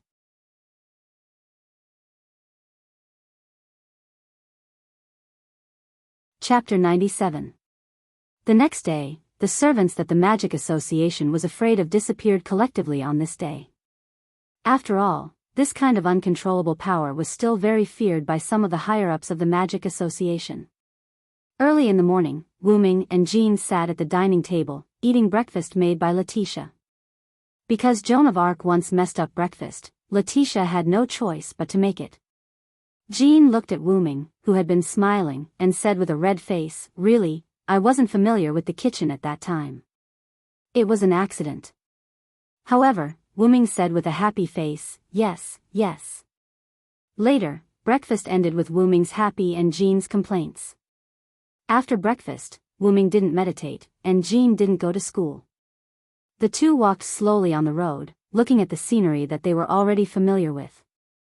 After a while, Jean said, "Hey, Cedric, will we have a chance to meet again in the future?" Wu Ming didn't think and said directly, "Yes." "Huh? Why are you so sure?" Jean was surprised. "That's because you haven't replied to me yet." "I'll keep waiting," Wu Ming said half-jokingly. "Really, you're not serious again?" Jean's cheeks were red and she quickened her pace. In fact, Wu Ming was also telling the truth. After all, Wu Ming was not dead. Although Jean was already in the Hall of Valhalla, it shouldn't be a problem for Wu Ming to summon a Valhalla, probably. Wu Ming quickly caught up with Jean and began a different kind of last time. Finally, Wu Ming and Jean stood on a high ground, looking at the scenery in the distance. As if it was time, Jean turned and looked at Wu Ming. "Then, I'll go first, Wu Ming." "Well, see you next time, Jean." In the end, Wu Ming told Jean his real name. Jean's body emitted a light, and as a gust of wind blew, the light dissipated. Letitia appeared on the spot and looked at her hands in disbelief. Then, Letitia looked at Wu Ming in embarrassment. That. Lord Hyunryong, looking at the blushing Letitia, Wu Ming gently said, "Letitia, you've lived together for so long. Are you still afraid of strangers?" Letitia blushed even more after being exposed by Wu Ming. No. As expected, Cedric, you're still as wicked as ever." As she spoke, Letitia kissed Wu Ming's cheek under Wu Ming's shocked gaze. Then, she quickly ran away. Wu Ming was at a loss as he watched Letitia run away. When he came back to his senses, he touched the cheek that was kissed and said helplessly, "This is really..." Wu Ming sighed. Wu Ming guessed that when Letitia and Jean shared the same body, she often dreamed of Jean's dream, and gradually their feelings were assimilated. Then, Wu Ming shook his head, opened his mouth, and chanted a spell. Wu Ming disappeared on the spot. A moment later, London, England, Clock Tower. Outside a room located at the highest point of the clock tower, a black-red ripple appeared. Wu Ming walked out. Wu Ming had a smile on his face. He wore a white robe, and his short blonde hair was overflowing with a holy aura. Wu Ming knocked on the door of the room. "Knock knock, come in." Wu Ming pushed the door open and entered. What he saw was a strong old man with red eyes, white hair, and a short white beard sitting in the dark room.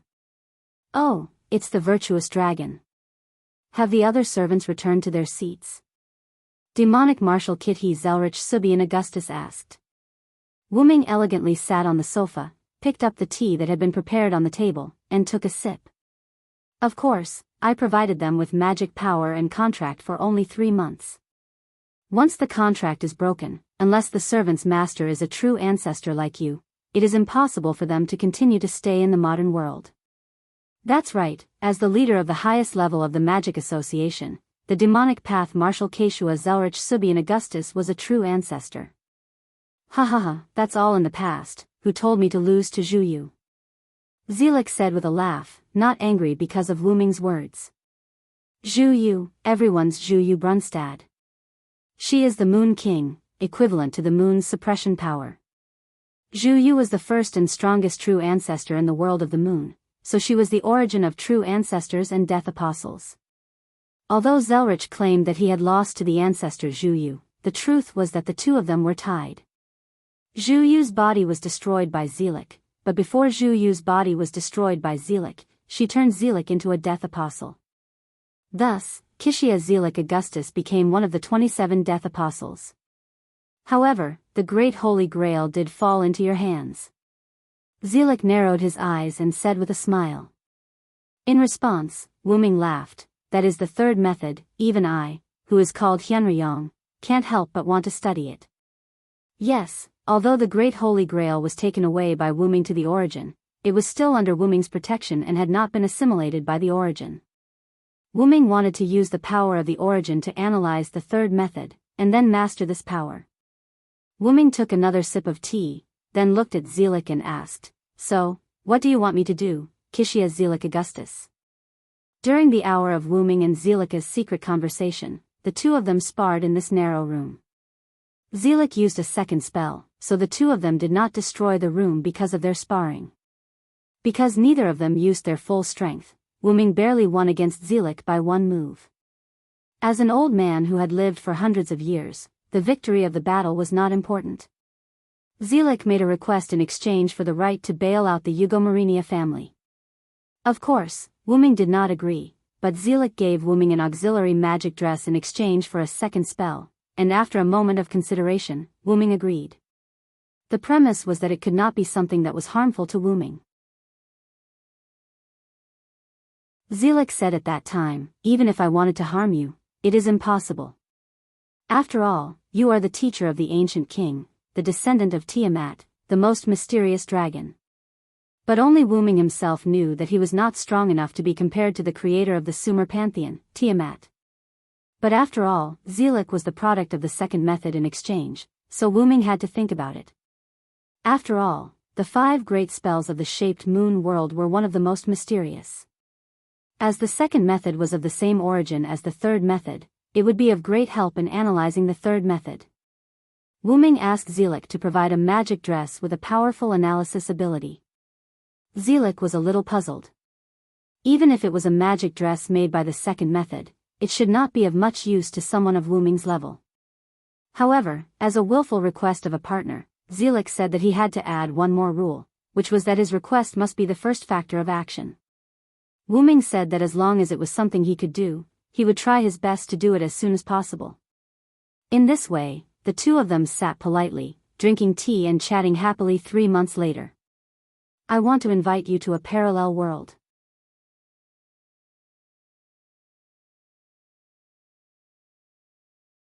Chapter 98. Parallel World. Wuming put down the teacup in his hand and looked at Zelik with an expressionless face. Yes, because a certain mysterious person in front of me has caused an even higher level of mystery to descend, my perception of other parallel worlds has become more sensitive. It's like a sixth sense that a world-destroying disaster will descend, and it's a disaster that will affect almost all parallel worlds. Zelik continued in a low voice, "Unfortunately, I don't have the ability to stop the disaster from happening, and I can't even lock onto its source. But now, I know of your existence." Wuming sneered at this. As the second Archmage, even Zhu Yu was dealt with by you.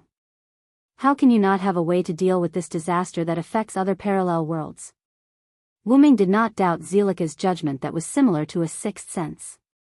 For someone of his level, and a full-time second Archmage in a parallel world, Zelika's premonition could be said to be incomparably accurate.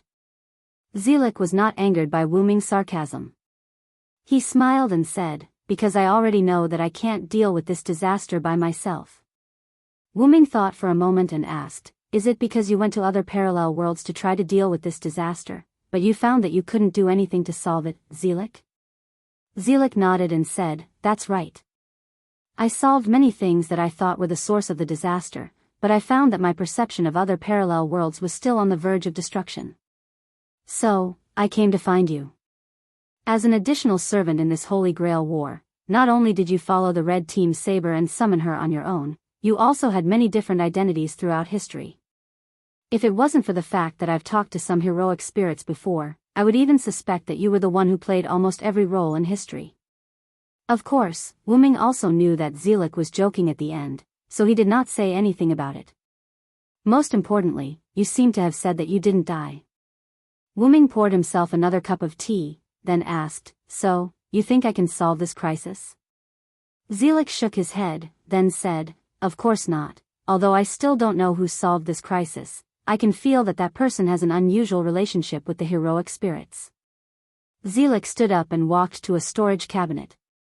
As for you, you're an extremely special heroic spirit. I'm sure you'll definitely have a connection with that person. Therefore, I'd like to invite you to a parallel world to find that person who can resolve the disasters. At the same time, you can resolve the disasters that often occur in parallel worlds. After all, the fewer disasters in other parallel worlds have, the later the disaster that will affect other parallel worlds. Zelik took out a box and threw it to Wuming. Wuming almost guessed what it was, and immediately opened it. Then, Zelik on the side said, this is the magic dress you asked for. I specially made it in the shape of a crown. This should be very suitable for your caster profession. Wuming looked at the golden luxurious crown. It's called a crown, but it's more like a ring. However, Wuming doesn't care much about what this magic dress looks like, as long as it can be used. By the way, because I am afraid that you don't like its appearance, I deliberately set it as a magic dress that can automatically adjust its appearance. It is now in an inactive state. Moreover, I also set up an artificial elf for this magic dress. Of course, it is also in an inactive state. She will wake up at the moment you activate it and recognize you as the first master. Wuming was very surprised. He didn't expect Zelik to be so concerned about this magic dress. In fact, even without these factors, Wuming has a way to master this magic dress. It seems that you are very concerned about this matter, Zelik. Of course, Wuming and Zelik both knew that Wuming was talking about the disaster. Through the perfect production of the magic dress requested by Wuming, Wuming owed him a favor and had to pay attention to this matter. After all, the matter of the Eugomarinia family and the magic attire added together was enough for Wuming to owe them a favor. Later, Wuming said to Zelik, regardless of whether this magic dress is good or bad, I will do my best to fulfill your request and block my name Wuming. Wumian. Zelik pronounced the pronunciation of this word, as if thinking about the origin of this name or related things. I'm sorry, my name is indeed Wuming, but that's Chinese. It's a stranger name for you. After all, Wuming was once picked up by the old people of the Celestial Dynasty. Even if Wuming was not human, this did not diminish the name that accompanied Wuming from the beginning. So, when will you send me there? Wuming interrupted Zelika's contemplation. Zelik immediately replied, I've decided to send you to the parallel world now, what do you think? Wuming stood up and put the crown in his hand into the open golden ripple. Then let's begin. Zelik began to cast the second spell. Looking at the speed of casting, it seemed that he had already guessed that Wuming would agree and had been gathering magic power. Just as Wuming was about to be covered by the second spell, Wuming said, by the way, remember to take care of the people I know in this world. You're asking for a lot. Zelik, who was concentrating on casting the second spell, spoke up after a moment of silence. After all, this was transferring a high-ranked heroic spirit like Wuming, so Zelik had to be cautious.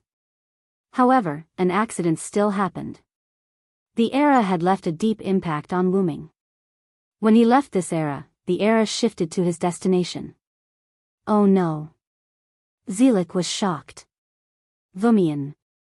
Remember to look for me in that world, he'll help you. Before Zelik could finish, Wuming vanished. Zelik, who had traveled to parallel worlds many times, knew that this was a normal phenomenon when traveling to other parallel worlds. Heaving a long sigh, Zelik returned to his original seat. In the face of a fate that humans cannot resist, what kind of miracle can he create? Zelik said as he took a sip of the freshly brewed tea. I'm really looking forward to it. The clock tower detected that there were no abnormalities after the heroic spirits of the Holy Grail War disappeared. However, no one noticed that a different heroic spirit had left. The world returned to its peaceful state. On the other side, Wuming opened his eyes and saw a quiet forest. It was night now, and the forest was silent. It was so quiet that it was terrifying. That old man is really unreliable. Wu-ming complained and began his adventure in the new world. Or rather, he had embarked on the path to saving the world.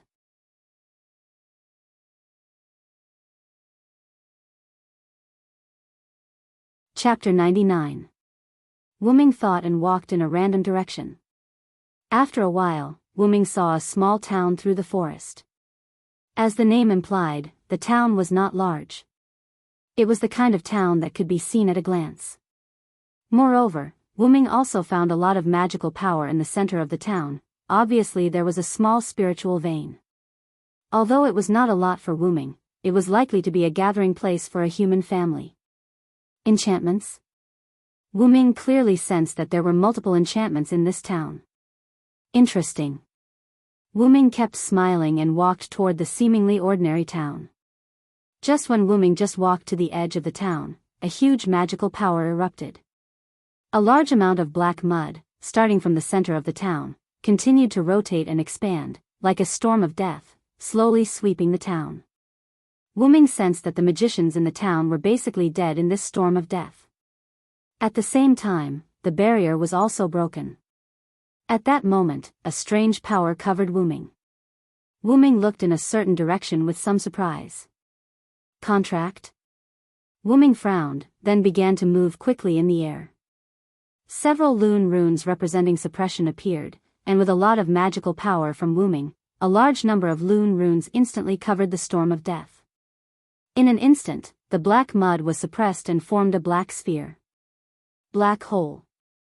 As the spell was chanted, a hole similar to a black hole in the universe appeared, instantly sucking the black mud sphere and crushing it. Black hole was a new skill that Wu-ming learned from the uninscribed book when he left Nasarick. Because the uninscribed book was a magic book in Yggdrasil, World Tree. Although it was spread to the other world where Nazarick's underground tomb was located at that time, it also included Yggdrasil, World Tree, magic. No, it should be said that the magic of that other world and Yggdrasil's magic were the same system, so they could be used together. After all, the magic of Yggdrasil, World Tree, could be casually displayed. Wu-ming preferred to use the magic of Yggdrasil, World Tree, or rather, magic. But Lune magic had an extraordinary effect at certain times, just like the Lune rune combination used to suppress the black mud. Although Yggdrasil's magic was convenient, it was a game after all. Although there was the concept of seal, there was relatively little about this kind of magic. Moreover, this kind of seal represented invincibility and couldn't be attacked in the game. Wu-ming's purpose was to destroy the black mud. Naturally, it was impossible to use Yggdrasil's seal skill. That was also the drawback of Yggdrasil's transformation into reality. Seeing that the people who fled in panic had settled down, Wu-ming used rune magic to cast a diversion magic that could make pedestrians ignore his line of sight. Then, when the police set up obstacles to block him, he walked into the inverted semicircular hole destroyed by the black mud. Because Wu-ming was just contracted by someone. Moreover, Wu-ming felt the essence of the mysterious power, which was the wish-granting machine in the hand of his main body, the Holy Grail. After passing through a forest, Wu-ming saw a broken cabin on the edge of the big hole. There was also a little girl of 5 or 6 years old in the cabin. Wu-ming frowned a little. First, because his master was such a young child. Although he didn't know why he was contracted, it was too cruel to let such a young child participate in the Holy Grail War. Second, because Wu-ming saw that the little girl didn't have a smile on her face. No, it should be expressionless, like a puppet. I hope she's not a sacrifice of some magician family, Wu-ming thought to himself. At that moment, half of the cabin had been destroyed. Even if Wu-ming's clairvoyance skill was useless, Wu-ming knew that the cabin could collapse in an instant. At that moment, a little boy who looked to be about 11 or 12 years old ran over from the forest, but the little boy's mind seemed to be still immersed in the big hole in front of him that had a large piece dug out. Perhaps it was because of Wu-ming, the guy in strange clothes. The little boy quickly looked at Wu-ming. Gotcha. However, at that moment, the cabin seemed to have reached its limit. With a gotcha, it began to collapse. The little boy also saw the little girl in the cabin, but because he was focused on Wu-ming just now, the little boy didn't react in time. At that moment, the cabin had begun to collapse. Danger! The little boy yelled and ran to the cabin. But the little boy's speed was still too slow, and there was no time for him to run over. High-order transmission.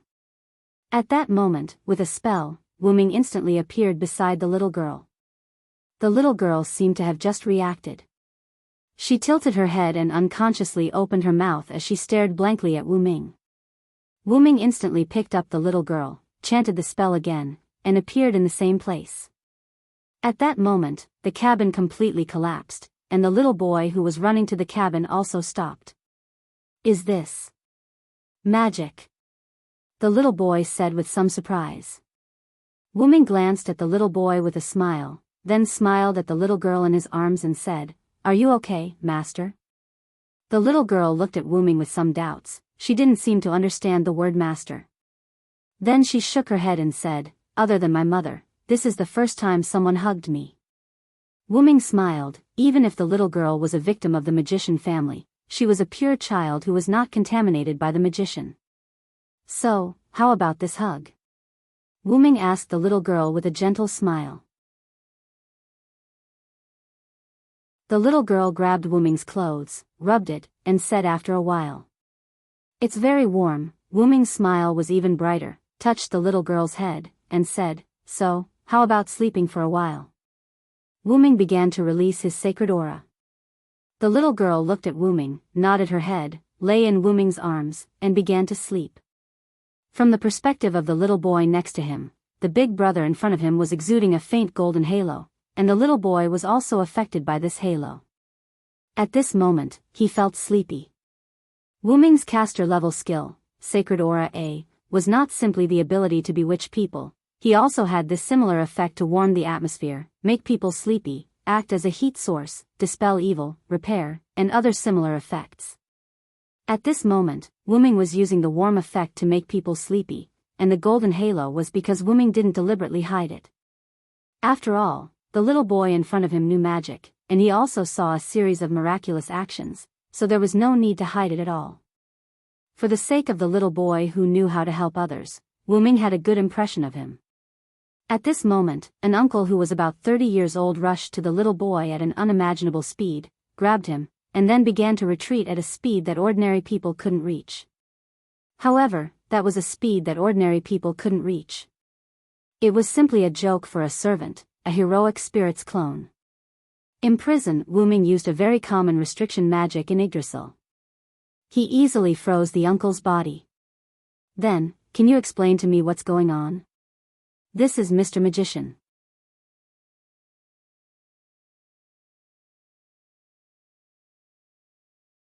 Chapter 100. The man in his 30s in front of Wu-Ming swallowed his saliva and broke out in cold sweat. He understood what the creature in front of him was, and he also understood how destructive and unpredictable the creature in front of him was. Not to mention whether his origin bomb could affect it, but if it didn't, it would be troublesome. His own life was not important. What was important was the child in his hand, his adopted son. If something happened to him, he would not forgive himself. "So, sir, can you tell me where you are going with this child? I won't allow anyone to kidnap a child in front of me," Wu-Ming said gently. Wait, Kiritsugu is not a bad person." The little boy who was grabbed by Chia-Si, who was already immobilized, said weakly. No matter what, the little boy also knew the existence of magic. For the situation that happened at this moment, the little boy was not very worried. After hearing the little boy's words, Wu-Ming instantly understood. The man who was immobilized by him should be with the little boy. The man should know the identity of Wu-Ming, or the creature called servant. "I see, then how many Holy Grail Wars is it now?" Wu-Ming said gently. "The 4th Holy Grail War, but it's over." The man looked at Wu-Ming cautiously and suspiciously. Wu-Ming also knew what he was wondering. The Holy Grail War was over, but his servant still existed, so he had to be cautious. "So that's how it is. I was too rash. I apologize to all of you here," Wu-Ming said and lifted the immobilizing spell on the man. The man breathed a sigh of relief, then looked at Wu-Ming and the little girl in his arms, and then took the little boy to the remaining house near the big hole. It seemed that he wanted to collect information. Wu-ming didn't care about the impolite man. Wu-ming pointed on the ground, and a simple house appeared there. Because Wu-ming had the power provided by Yggdrasil and Baba, he could slightly control the wood element. The main purpose of building this house was to give his little master a place to rest for a short time. Wu-ming took out a piece of cloth and put it on the wooden bed as a sheet, then he settled his little master, took out another piece of cloth, and covered her body. Then Wu-ming snapped his fingers, and a warm atmosphere filled the room. Wu-ming looked at the cup-shaped seal in his little master's hand and sighed. Wu-ming almost guessed that his little master's family probably died in this disaster. When Wu-ming came to the big hole, he released his magical power. After exploring, except for his little master and the father and son, there were no other humanoid life forms nearby. Wu-ming left the room and gently closed the door. Then Wu-ming gently jumped on the roof and sat down. Wu-ming knew that the father and son just now would definitely come to him again. Wu-ming didn't believe that the magician would come to this town that just suffered a disaster. In this way, Wu-ming began to meditate. On the other side, Amiya Kiritsugu and Shiro Amiya, the father and son Wu-ming met just now. At this moment, they were investigating the magician's family. I see, this is the godchild, the Shitsuki family's secret. The uncle Amiya Kiritsugu looked at the ancient document in his hand with slight excitement. It was written that the Shitsuki family's girl was a natural holy grail after birth, able to fulfill wishes without any cost. This power would only disappear when the girl grew to the age of 7. This kind of girl was called the godchild. Godchild would subconsciously fulfill the wishes of the people around her.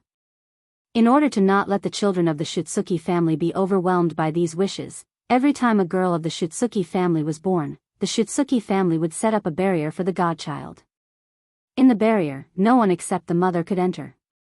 Godchild would stay in the barrier until she was 7 years old. After that, the godchild's power would disappear. Only then would she be allowed to come out of the barrier. In this case, the girl would explain the disappearance of 7 years on the grounds of treating a disease or being adopted by a relative.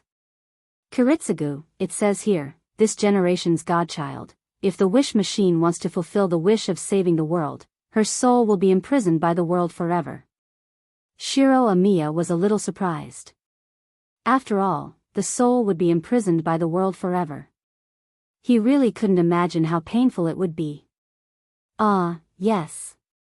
Amiya Kiritsugu held his head and said, we know the way to save the world, but we didn't use the godchild's method, and we couldn't even find the godchild.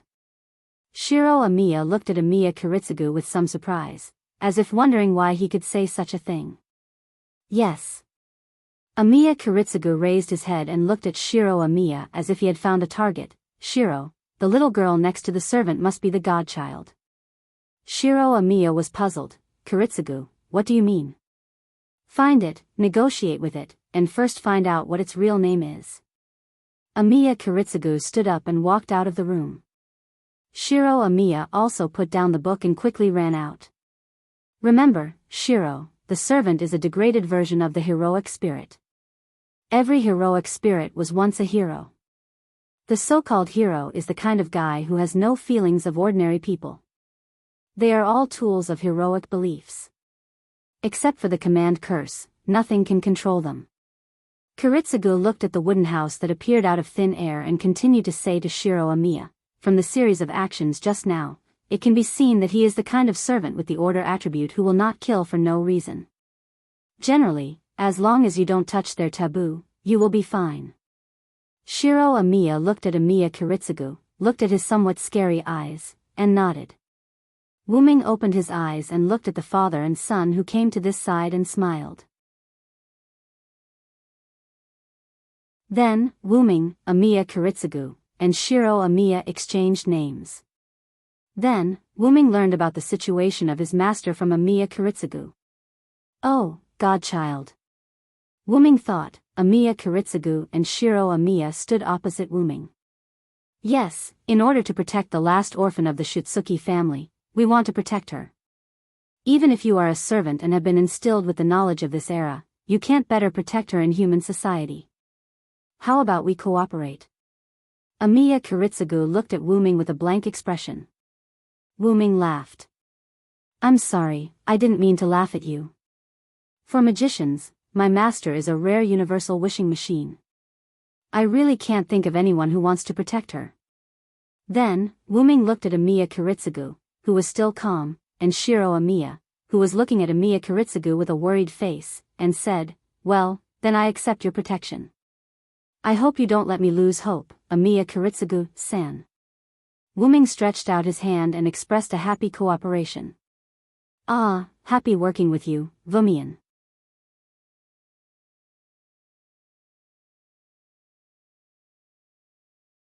Chapter 101. Later, Wu Ming hugged the sleeping Shitsuki Meiyu and followed Amiya Kiritsugu and Shiro Amiya to Amiya Kiritsugu's residence in the city's winter wood. Late at night, a car stopped in front of a house. Wu Ming hugged the sleeping Meiyu and got out of the car. After Amiya Kiritsugu and Shiro Amiya got out of the car, Amiya Kiritsugu carried the few remaining books found in the Shitsuki family and told Shiro Amiya, Shiro, go and prepare a room for Mr. Wu Ming and Shitsuki Meiyu. Shitsuki Meiyu was the name written on the record found by Amiya Kiritsugu in the collapsed cabin. There was no doubt that it was the name of the little girl in Wu Ming's arms. I don't need it. Wu Ming stopped Shiro Amiya, who was about to prepare a room, and continued, help me prepare a room for my little master. I don't need it. Shiro Amiya looked at Amiya Kiritsugu and then nodded, I understand. Then, I will go in first, Mr. Amiya. After that, regardless of Amiya Kiritsugu's opinion, he walked in with Meiyu in his arms. Amiya Kiritsugu didn't care about Wu Ming's behavior. In his opinion, servants were tools. He didn't need to be good to them. He just needed not to provoke them. Because the Amiya family had a lot of bedrooms, and the house was relatively empty, Shiro Amiya could move in after a simple cleaning. Wu Ming followed Shiro Amiya to a room. There was nothing on the clean tatami, except for the quilt. Because I didn't know that someone was going to move in, there is no other furniture except for the quilt. Wu Ming looked at Shiro Amiya in front of him, who looked very restrained, and said with a smile, thank you, and it's okay. You can go do your work. Wu Ming went into the room and closed the door. Wei Gongshi stared blankly at the closed door. Servants aren't as bad as Cut made them out to be. Wei Gongshiro mumbled to himself as he left. Wu Ming waved his hand, and the room was suddenly filled with a sacred feeling. Wu Ming put Meiyu on the bed and covered Meiyu with a quilt. After casting a warm lune rune for Meiyu, Wu Ming's spirit form disappeared. On the roof, Wu Ming appeared and sat on the beam. He looked at Amiya Kiritsugu, who was moving books, and Shiro Amiya, who was helping Amiya Kiritsugu.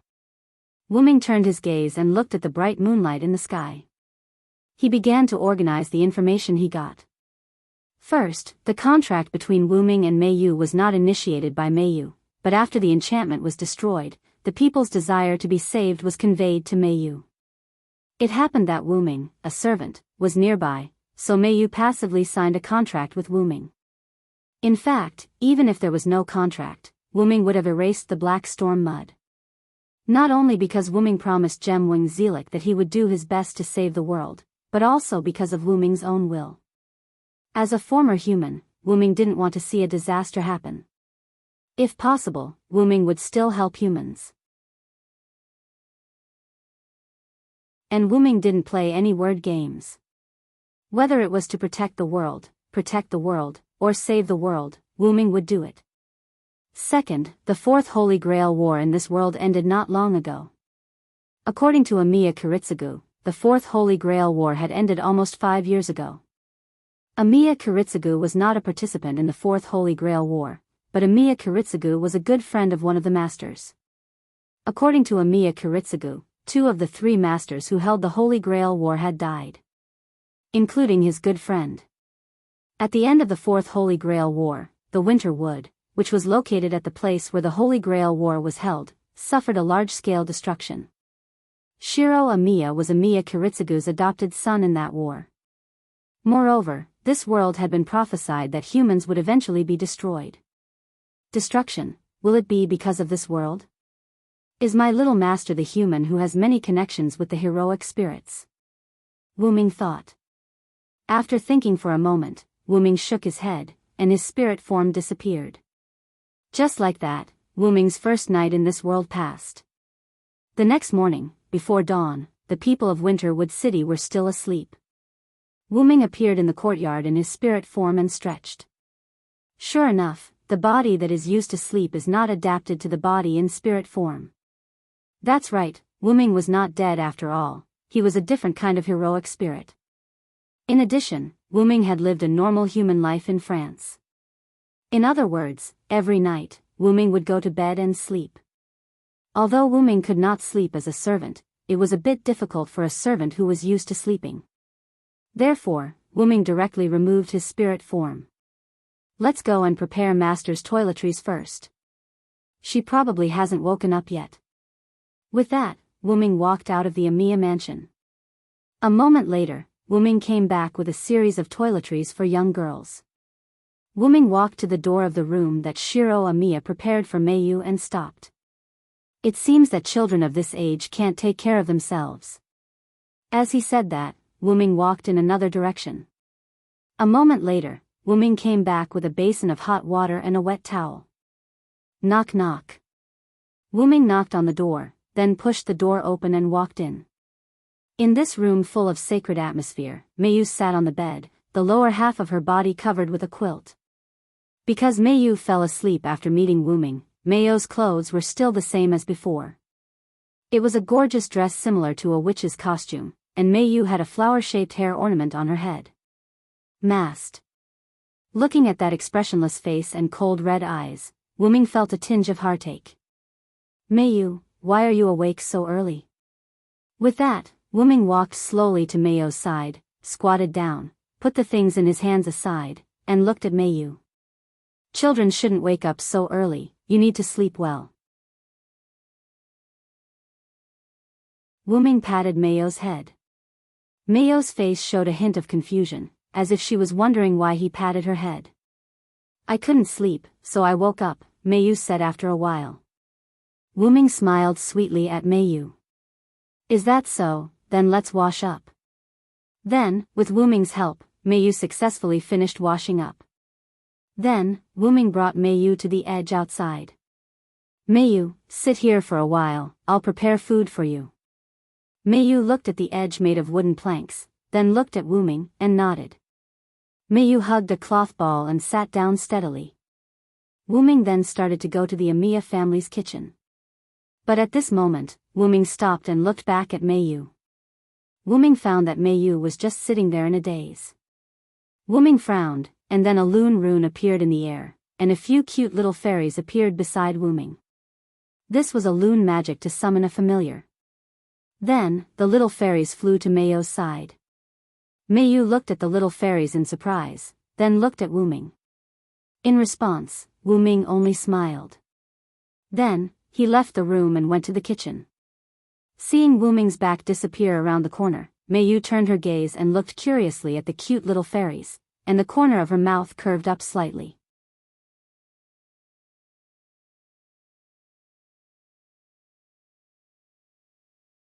Chapter 102. Well then, let me see what ingredients the Amiya family has. After that, Wuming didn't find anything. After all, it was a place where he didn't come often, so it was easy for the ingredients to go bad. After that, Wuming didn't say anything and directly used the space door and walked in. After a while, Wuming came out with a series of ingredients. As for how to pay, Wuming said that he had some gold coins in his dragoness that weren't very useful. Just as Wuming was preparing food in the kitchen, Shiro Amiya walked in with a yawn. Hey! Mr. Wuming. Shiro seemed to be at a loss at the moment. He really didn't expect that the legendary heroic spirit would actually cook in person. Are you scared by me, Shiro Amiya? Wuming didn't turn his head and said in a gentle tone. No. I didn't expect Mr. Wuming to cook in person. Shiro Amiya said with some embarrassment. Wuming put the cooked food on the plate and said, Don't look at me like this, I'm also a teacher, and teachers are omnipotent. I see, is Mr. Wuming a teacher? Who did Mr. Wuming teach? Shiro Amiya asked curiously. Wuming turned his head and looked at Shiro Amiya. And Shiro Amiya seemed to be aware of his own behavior. Inquiring about heroic spirits was equivalent to inquiring about their weaknesses. For those who became heroic spirits, their own death was sublimated by the legends and thus became a weakness. Just like Wuming's previous saber class, Wuming might instantly return to the heroic spirit palace if he used a fire magic spell that was large enough to destroy a servant. Of course, to Wuming, this was just a respawn point. But Wuming was a caster at the moment, so Hyunryong wasn't dead, but Hyunryong wasn't needed anymore. Perhaps only a weapon that contained a large amount of human power would be able to harm Wuming. I'm the great sage who taught the hero king, Wuming joked as he walked towards the door with a plate of food. Before he left, he added, by the way, I left some ingredients for you and Mr. Amiya. You can use them directly. Shiro Amiya looked at Wuming's back as he left, and then looked at the ingredients on the stove. Mr. Wuming is not as difficult to get along with as Kiritsugu said. With that, Shiro Amiya began to prepare breakfast. On the other side, Wuming came to the edge and saw Mayu, who was sitting on the edge and playing with the elf. It was rare for Mayu to have a smile on her face. Mayu. Wuming shouted at Mayu. Mayu turned her head and looked at him with a puzzled face, and the smile on her face was gone. Sure enough, it will take a while for Mayu to grow into a normal child. Mayu, come and taste the food I made. Wuming put a plate of exquisite food in front of Mayu. It was a plate of golden omelette rice. As a person who doesn't cook, it was basically impossible to make such a plate of omelette rice, whether it was color or fragrance. However, this was a world full of mysteries. Well, Wuming used magic and added his own sacred aura to this plate of omelette rice, so it looked like it was glowing. Looking at Mayu looking at the plate of omelette rice but not eating, Wuming sighed. Do you need me to feed you? Wuming asked gently. Mayu thought for a moment and nodded. Wuming smiled helplessly and then picked up the plate of omelette rice. Wuming picked up the spoon and cut a hole in the egg skin of the omelette rice. The rice inside the egg skin instantly broke out, showing the golden rice grains. The rice grains were mixed with ham and vegetables, showing a different kind of beauty. Mayu looked at this scene, her eyes slightly widened. It can't be helped. Who told this guy to deliberately use magic as an auxiliary means to make it? Wuming scooped up a small spoonful of golden rice with meat and vegetables, gently blew on it, and handed it to Mayu. Mayu looked at Wuming, then looked at the spoon in front of her, and finally gently opened her mouth and ate the spoonful of rice. The moment the rice entered her mouth, Wuming could see some ripples in Mayu's eyes. Wuming smiled. Mayu slowly chewed the food in her mouth, and Wuming patiently waited. After a moment, Mayu swallowed the food in her mouth and said, delicious. Looking at Mayu's, I still want to eat, expression, Wuming's smile became more brilliant. Eat more if it's delicious. Okay. Just like this, Wuming slowly fed Mayu the omelette rice spoon by spoon, and Mayu ate the food on the spoon that Wuming handed over. This meal took about half an hour. As for whether the omelette rice would get cold, Wuming said that the rice blessed by his skill would not get cold. Finally, Wuming put down the plate and spoon in his hand, and looked at Mayu who was still savoring the aftertaste.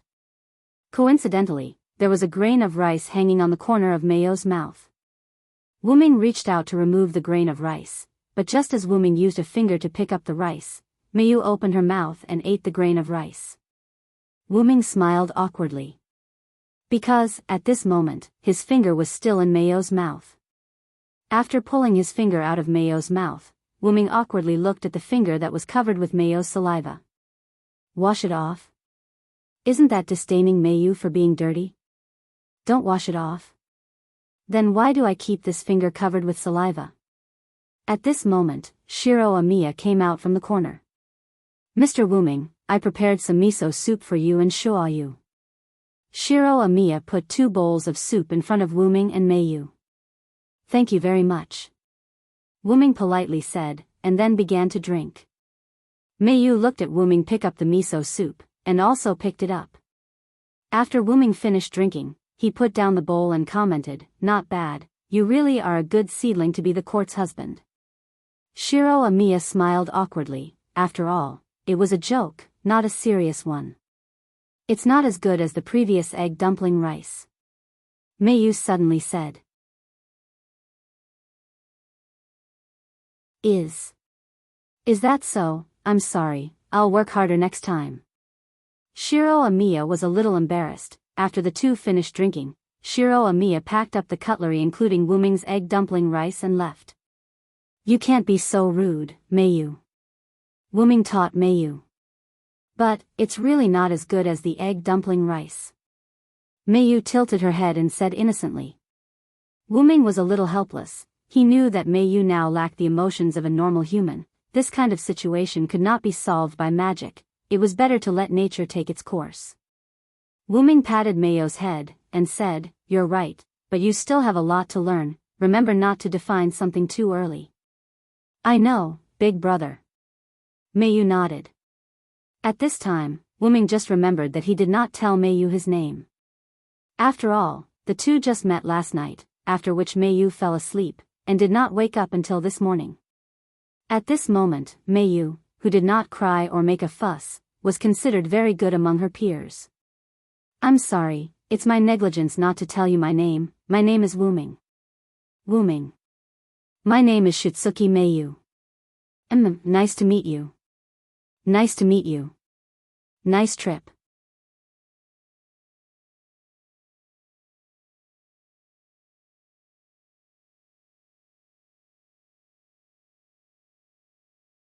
Wuming was wearing a translucent golden-green crown similar to a dragon's horn on his head at the moment.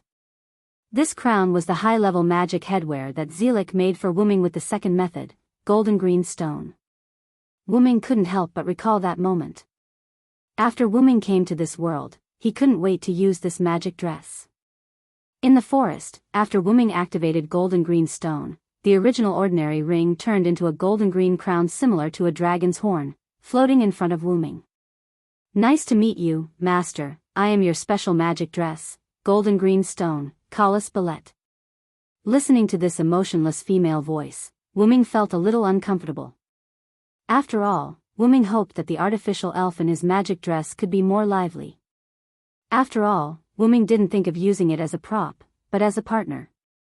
"Nice to meet you, can I call you Kalas?" Wuming walked and asked the dragon's horn floating in the air. "This is your right, Master." Wuming stopped and looked at golden green stone. "Listen to me, Kalas. You can call me Master, but don't think of me as your master." Golden green dragon's horn stopped floating in the air as if it was waiting for Wuming's next sentence. "We are partners who will live and die together. Remember, I am not an ordinary servant. I am a heroic spirit who has not died." After that, Wuming began to walk again. Golden green dragon's horn was silent for a moment and then followed Wuming's pace. Then, it tightly wrapped around Wuming's head. Wuming touched the dragon's horn and smiled.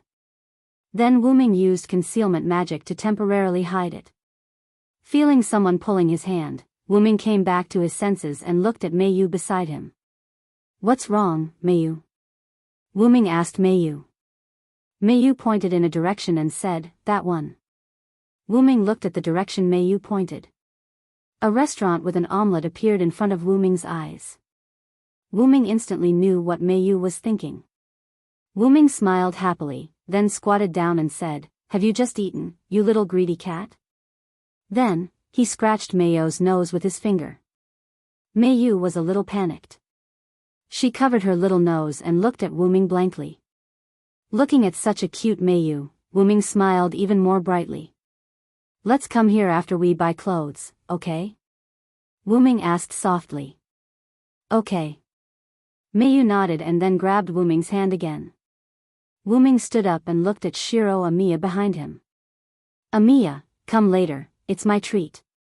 Shiro Amiya looked at Wuming with some surprise, then asked weakly.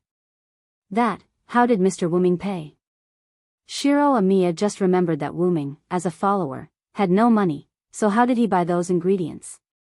The money Kiritsugu gave was not enough to buy clothes and food. Ha ha ha. Wu-ming laughed twice, then said, I'm the teacher of the hero king, who has all the treasures in the world. The tuition is enough for me to eat and drink.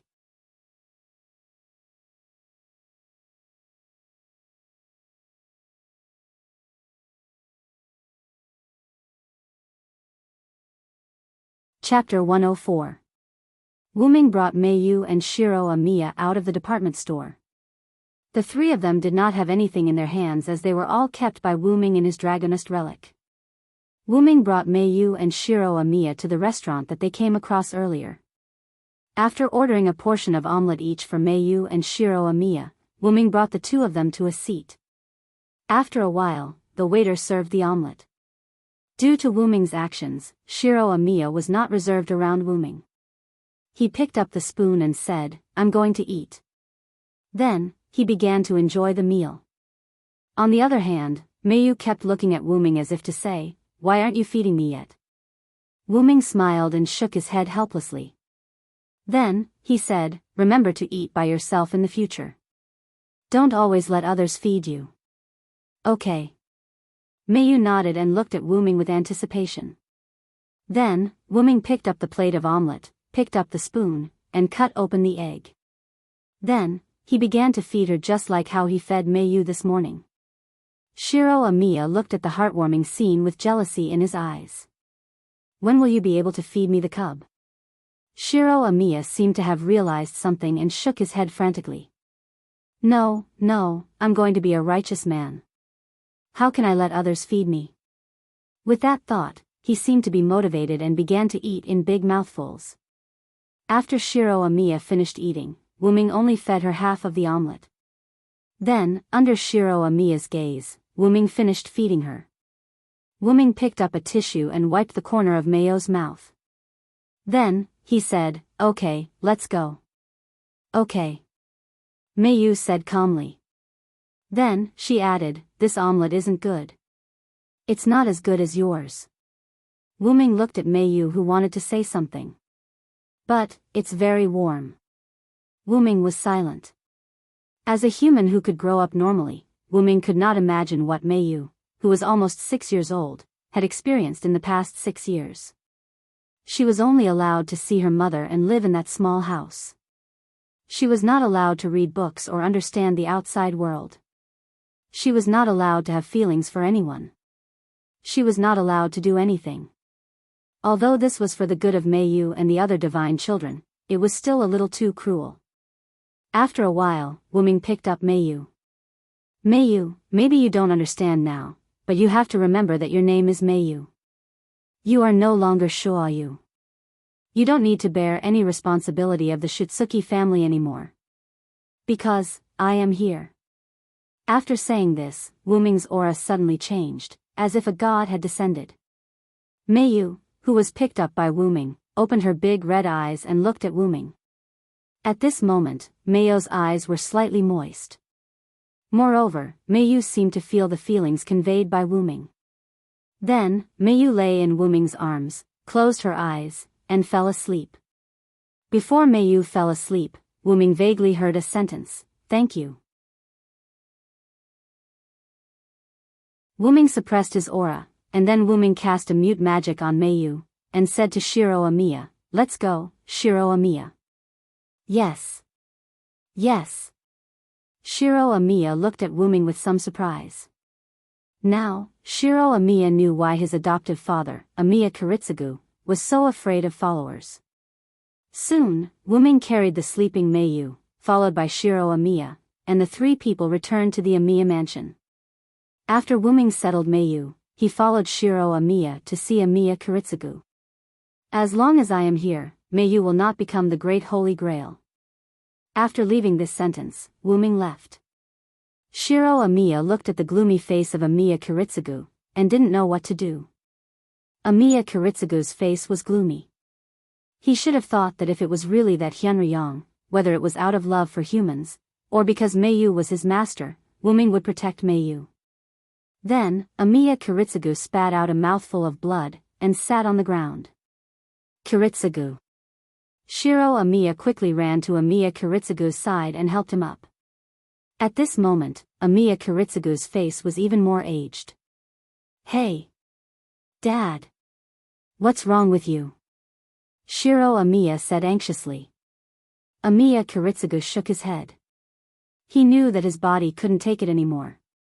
He spat out blood because he had finally found a way to save the world, but he was stopped by an invincible person. Shiro, you must remember our wish. Shiro Amiya looked at the current Amiya Kiritsugu and nodded heavily. On the other side, Wuming returned to Meiyo's room. Looking at the still sleeping Meiyu, Wuming smiled with relief. Wuming was now even more convinced of what he had said. I'm here. I will definitely protect you, Meiyu. As if hearing Wuming's voice, Meiyu slowly opened her eyes. Then, Meiyu got up in an instant and threw herself into Wuming's arms, just like a newborn bird throwing itself into its parents' arms. Wuming hugged Meiyu, and then Wuming found that Meiyo's eyes had turned golden at this moment. Just like himself. Wuming's hair and eyes turned golden because of the high-density divinity brought by his caster rank, Hyunryong. Meiyo's original eyes were undoubtedly red, but at this moment, they became the same as Wuming's. Is it the Holy Grail's ability to grant wishes? Wuming thought of Meiyu as the Holy Grail, who had the ability to passively grant other people's wishes before the age of 7. Although Wuming had used the emerald to simulate the Shutsuki family's magic barrier, someone as strong as Wuming could still penetrate the magic barrier and convey wishes to Meiyu at a very close distance. It turned out to be the case. Is this the reason why I said I'm here? After all, the Holy Grail was not omnipotent. It could only choose the most appropriate way to grant wishes at present. Perhaps for the judgment of the Holy Grail system, for Meiyu, letting Meiyu become Wuming's family and be protected by Wuming was the most ideal idea of no need to bear the responsibility of the Shutsuki family. No wonder Meiyu was so tired that she fell asleep. It turned out that the Holy Grail played a role in fulfilling Wuming's wish, which led to Meiyo's exhaustion. Well, this is not bad. Then, you are my sister. Please take care of me, Meiyu. With that, Wuming put one of his hands that was holding Meiyu on Meiyo's head and touched it. Well, please take care of me, brother. In this way, the person who Shutsuki Meiyu died, the so-called Meiyu who was Wuming's sister was born, and a new life began.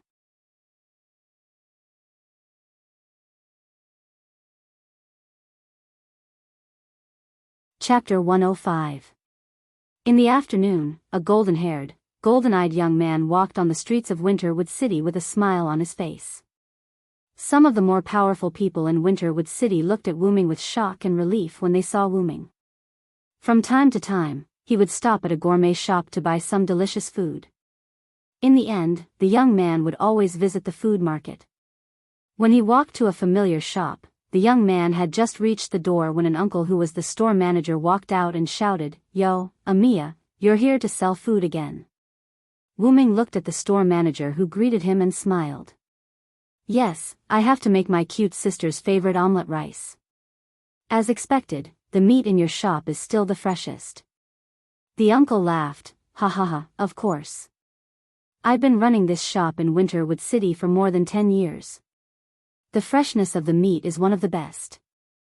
At this time, the store manager of the next shop suddenly appeared. "Humph. If you want to talk about the quality of the ingredients, you have to look for my shop. Although the meat in my shop is slightly inferior, the vegetables in my shop are the freshest in Winterwood City." "You old man. Are you trying to make trouble for me?" "You're the one who's trying to make trouble for Brother Amiya. It's obvious that Brother Amiya wants to cook for his beloved sister. You actually sold your stale vegetables to Brother Amiya while I was busy and closed the shop. I think you're provoking me." Looking at the two quarrelsome store managers who looked like they were about to fight, Wuming felt helpless. "The two of you have a good relationship," Wuming said gently. The two uncles had taken root here ever since Wuming bought food here. Although they looked like they were in conflict, they were actually quarrelsome. Otherwise, they wouldn't have put their shops together to do business.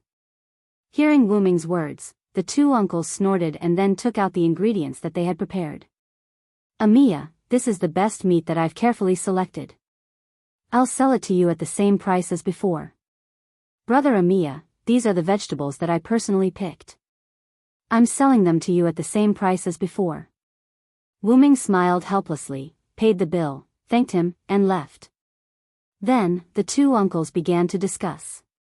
Brother Amiya is such a good returnee. Why does he always buy ingredients personally? Another uncle said, it's obvious that you're ignorant. Amiya dotes on his sister a lot. Every time he cooks for his sister, he buys the ingredients himself. That's true. Otherwise, with Brother Amiya's family business, he wouldn't need to run errands himself. That's great. I wonder if he'll take a fancy to my daughter. Forget about it. I think my niece is better. It was another round of shoulder to shoulder, as if they were about to fight. Wu-Ming, who hadn't gone far, listened to the conversation between the two uncles' store managers and felt helpless. At this time, Wu-Ming had been in this world for almost 5 years.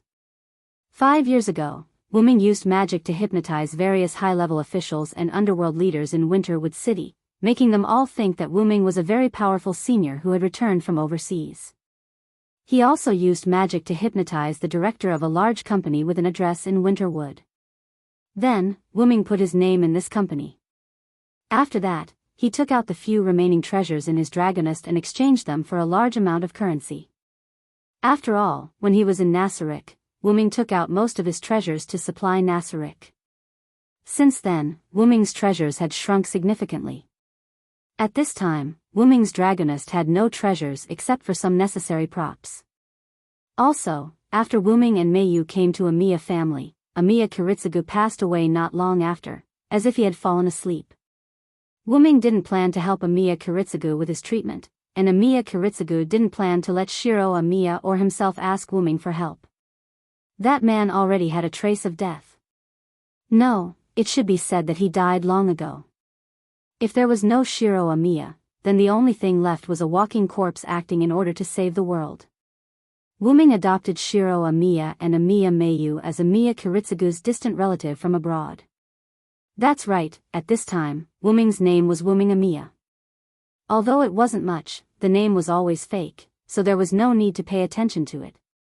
Wu-Ming returned to the gorgeous Amiya mansion, put down the ingredients, and prepared to pick up Meiyu, who was about to finish school. Meiyu was taught the basics by Wu-Ming, and then waited for about a year. After all, the secret of the Shitsuki family attracted many magicians. When Meiyu was in primary school. At this time, Meiyu was 10 years old and was in primary school, while Shiro Amiya was 17 years old and was in high school. Shiro Amiya gradually became stronger after Amiya Kiritsugu passed away, just like how he always refused Wu-Ming's pick-up and drop-off. Wu-Ming still remembered the words of the 12-year-old Shiro Amiya. I'm already 12 years old. I've grown up. I don't need Big Brother to pick me up. Because Wu-Ming adopted Shiro Amiya and Amiya Meiyu as a distant relative of the Amiya family, both of them called him Big Brother. Meiyu didn't want to be outdone, and seemed to want to go to school alone. In the end, Wu-Ming resolutely refused. What a joke, Meiyu was only 6 years old at that time. There was still about a year before the characteristics of the Shitsuki family godchild disappeared. It was inevitable that there would be magicians who knew about the Shitsuki family's godchild. Amiya Kiritsugu was suspicious because the Shitsuki family deliberately hid girls under 7 years old. There would definitely be magicians who suspected or even knew about the Shitsuki family's godchild. As for Meiyo's golden pupils, Wu-Ming used a special kind of magic, similar to contact lenses, to turn Meiyo's golden pupils into a special color between orange and pale gold. For the time being, he called it orange gold. Wu-Ming also changed his pupils to orange gold. Together with Shiro Amiya's orange-yellow pupils, they looked like a family. Wu-Ming locked the door and headed towards Meiyo's primary school, Suichuanhara Academy. To be precise, it was the primary school of Suichuanhara Academy. Because Wu-Ming was worried about Meiyu, Wu-Ming gradually quickened his pace. He arrived at Suichuanhara Academy. Suichuanhara Academy had a high school section and a primary school section. Wuming calculated the time. Shiro Amiya, who was in the high school section, and Meiyu, who was in the primary school section, were almost finished with school. However, Wuming still walked to the entrance of the primary school section. Next to the high school section of Suichuanhara Academy, there was another school, which was the primary school of Suichuanhara Academy. After waiting for a moment, the school bell rang. Slowly, people began to walk out of the school. These were all returning home, including Meiyu and Shiro. After a moment, Wuming saw a petite figure in the crowd. Meiyu. Wuming shouted at Meiyu with a smile. Brother. Meiyu trotted and sped up, throwing herself into Wuming's arms.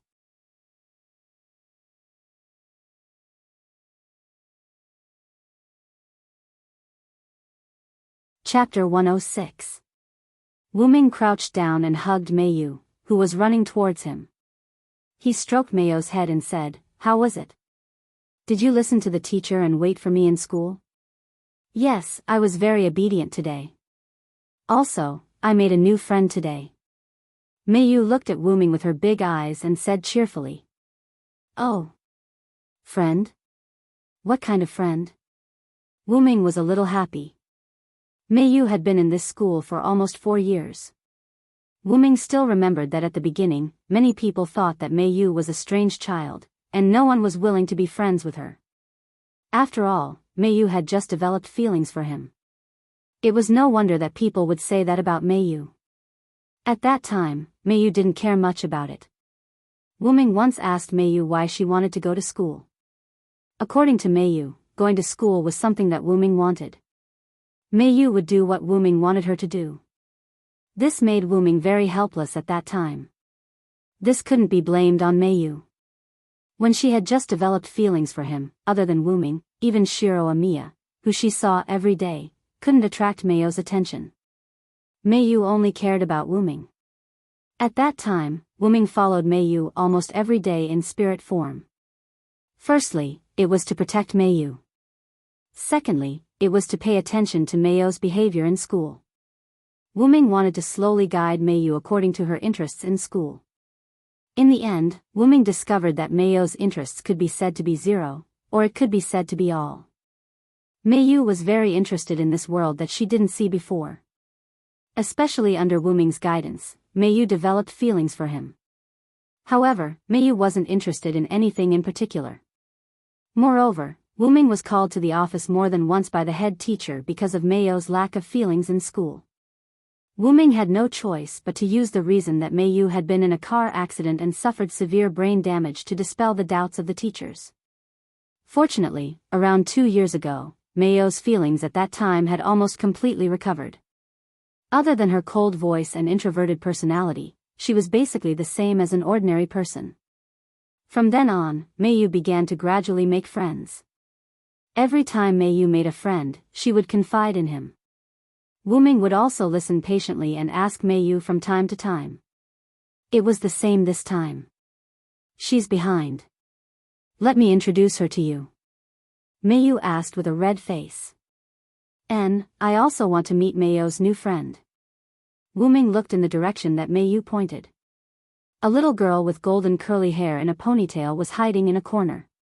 Her small head was poking out to look at Wuming and Meiyu. "Erica, over here." Meiyu waved at the little girl with golden curly hair in a ponytail. The little girl named Erica heard Meiyu's call and walked over awkwardly. "Brother, this is Erica, Erica Ainsworth," Meiyu said to Wuming.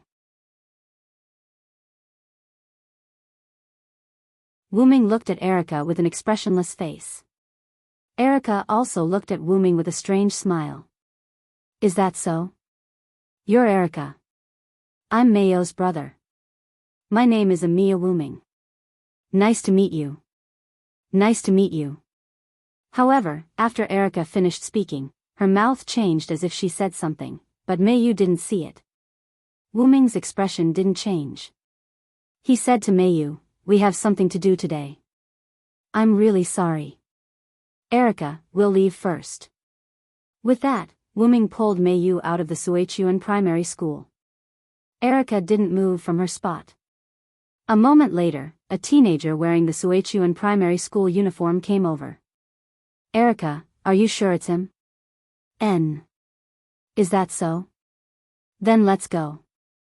With that, the teenager left with Erica. Wuming held Mayo's hand and walked on the road. Mayu asked with some concern, "Brother, what's wrong? Why are you in such a hurry to leave?" Wuming held Mayo's hand and said while walking, "Mayu, when did you meet that Erica?" Although Mayu was puzzled, she still told Wuming the information about Erica. "When I was eating lunch this afternoon, Erica suddenly ran to me and said that she admired me and wanted to be friends with me. The strange thing is, I've never seen Erica in school. Maybe she's a new student." Wuming was relieved. This new year, Wuming felt more than once that someone was watching him, and there were more than once magicians who attacked the Emiya mansion. Although these people were dealt with by Wuming, but every time they were dealt with, the magician would turn into a puppet. With Wuming's eyes, he could naturally see that this was the most basic magic of magicians, replacement magic. This was a high-level method of replacing a person's personality with a puppet. The only one who could use this kind of magic was one of the three families of the Yu family, the House of Einstein Barons. Wuming didn't know whether the other party was Einstein Barons or not, and didn't know why the other party didn't take the initiative to come, but this didn't affect Wuming's fear. Wuming secretly gave Mayu the Emerald Stone in order to prevent Mayu from being harmed during school, and also set up a large number of teleportation magic on Mayu. If there were any accidents, Wuming would be able to teleport over in an instant. Moreover, in the past 5 years, Wuming had transformed the Emerald Stone into a noble relic. Emerald Stone, Colossus Barrel, Chrysoberyl, Level, C+ type, Human Noble Relic Distance, 050 maximum capture, 100 people. It was a magic attire specially made by the second mage, Keshua Zelrich Subian Augustus. It was a magic attire with artificial spirits. Normally, it would be used as a head ornament, but it could borrow the magic of a parallel world to perform detection, scanning, analysis, simulation, disguise, transformation, warning, defense, and a series of other types of high-level magic attire. After becoming a noble artifact, its performance became even more perfect. However, because it was a magic attire, its level could only reach C rank. Colossus's intelligence was quite high. Wuming asked Colossus to take care of Mayu. After much reluctance, Colossus followed Wuming's arrangement and hid on Mayo's body, becoming an accessory on her school bag. As for the Erica he met today, Wuming could feel that she was a living god-level character. At that time, the words Erica mouthed were Hyunryong. This made Wuming shocked. This meant that the other party already knew his identity. Looking at how fearless she was, she probably had a way to deal with him. Wuming was puzzled as to how he was exposed. Since then, after knowing that there was a hidden enemy, Shiro Amiya's memory of him had been erased by Wuming. Of course, this was under the condition that Shiro Amiya was willing to do it. "Mayu, our peaceful days are coming to an end." Mayu was stunned. Wuming could feel that Mayo's hand was trembling. "Do you mean that I'm going to be separated from brother?" Mayu said to Wuming with a gloomy face. "Of course not. I said that as long as I'm here, you don't have to bear the responsibility of the Shitsuki family." Wuming looked at Mayu seriously. Mayu nodded seriously. Then, the two of them walked towards the Amiya mansion. You're tuning in to the A Romantic Tales YouTube channel. Don't forget to subscribe and join us on this journey to catch the most captivating stories.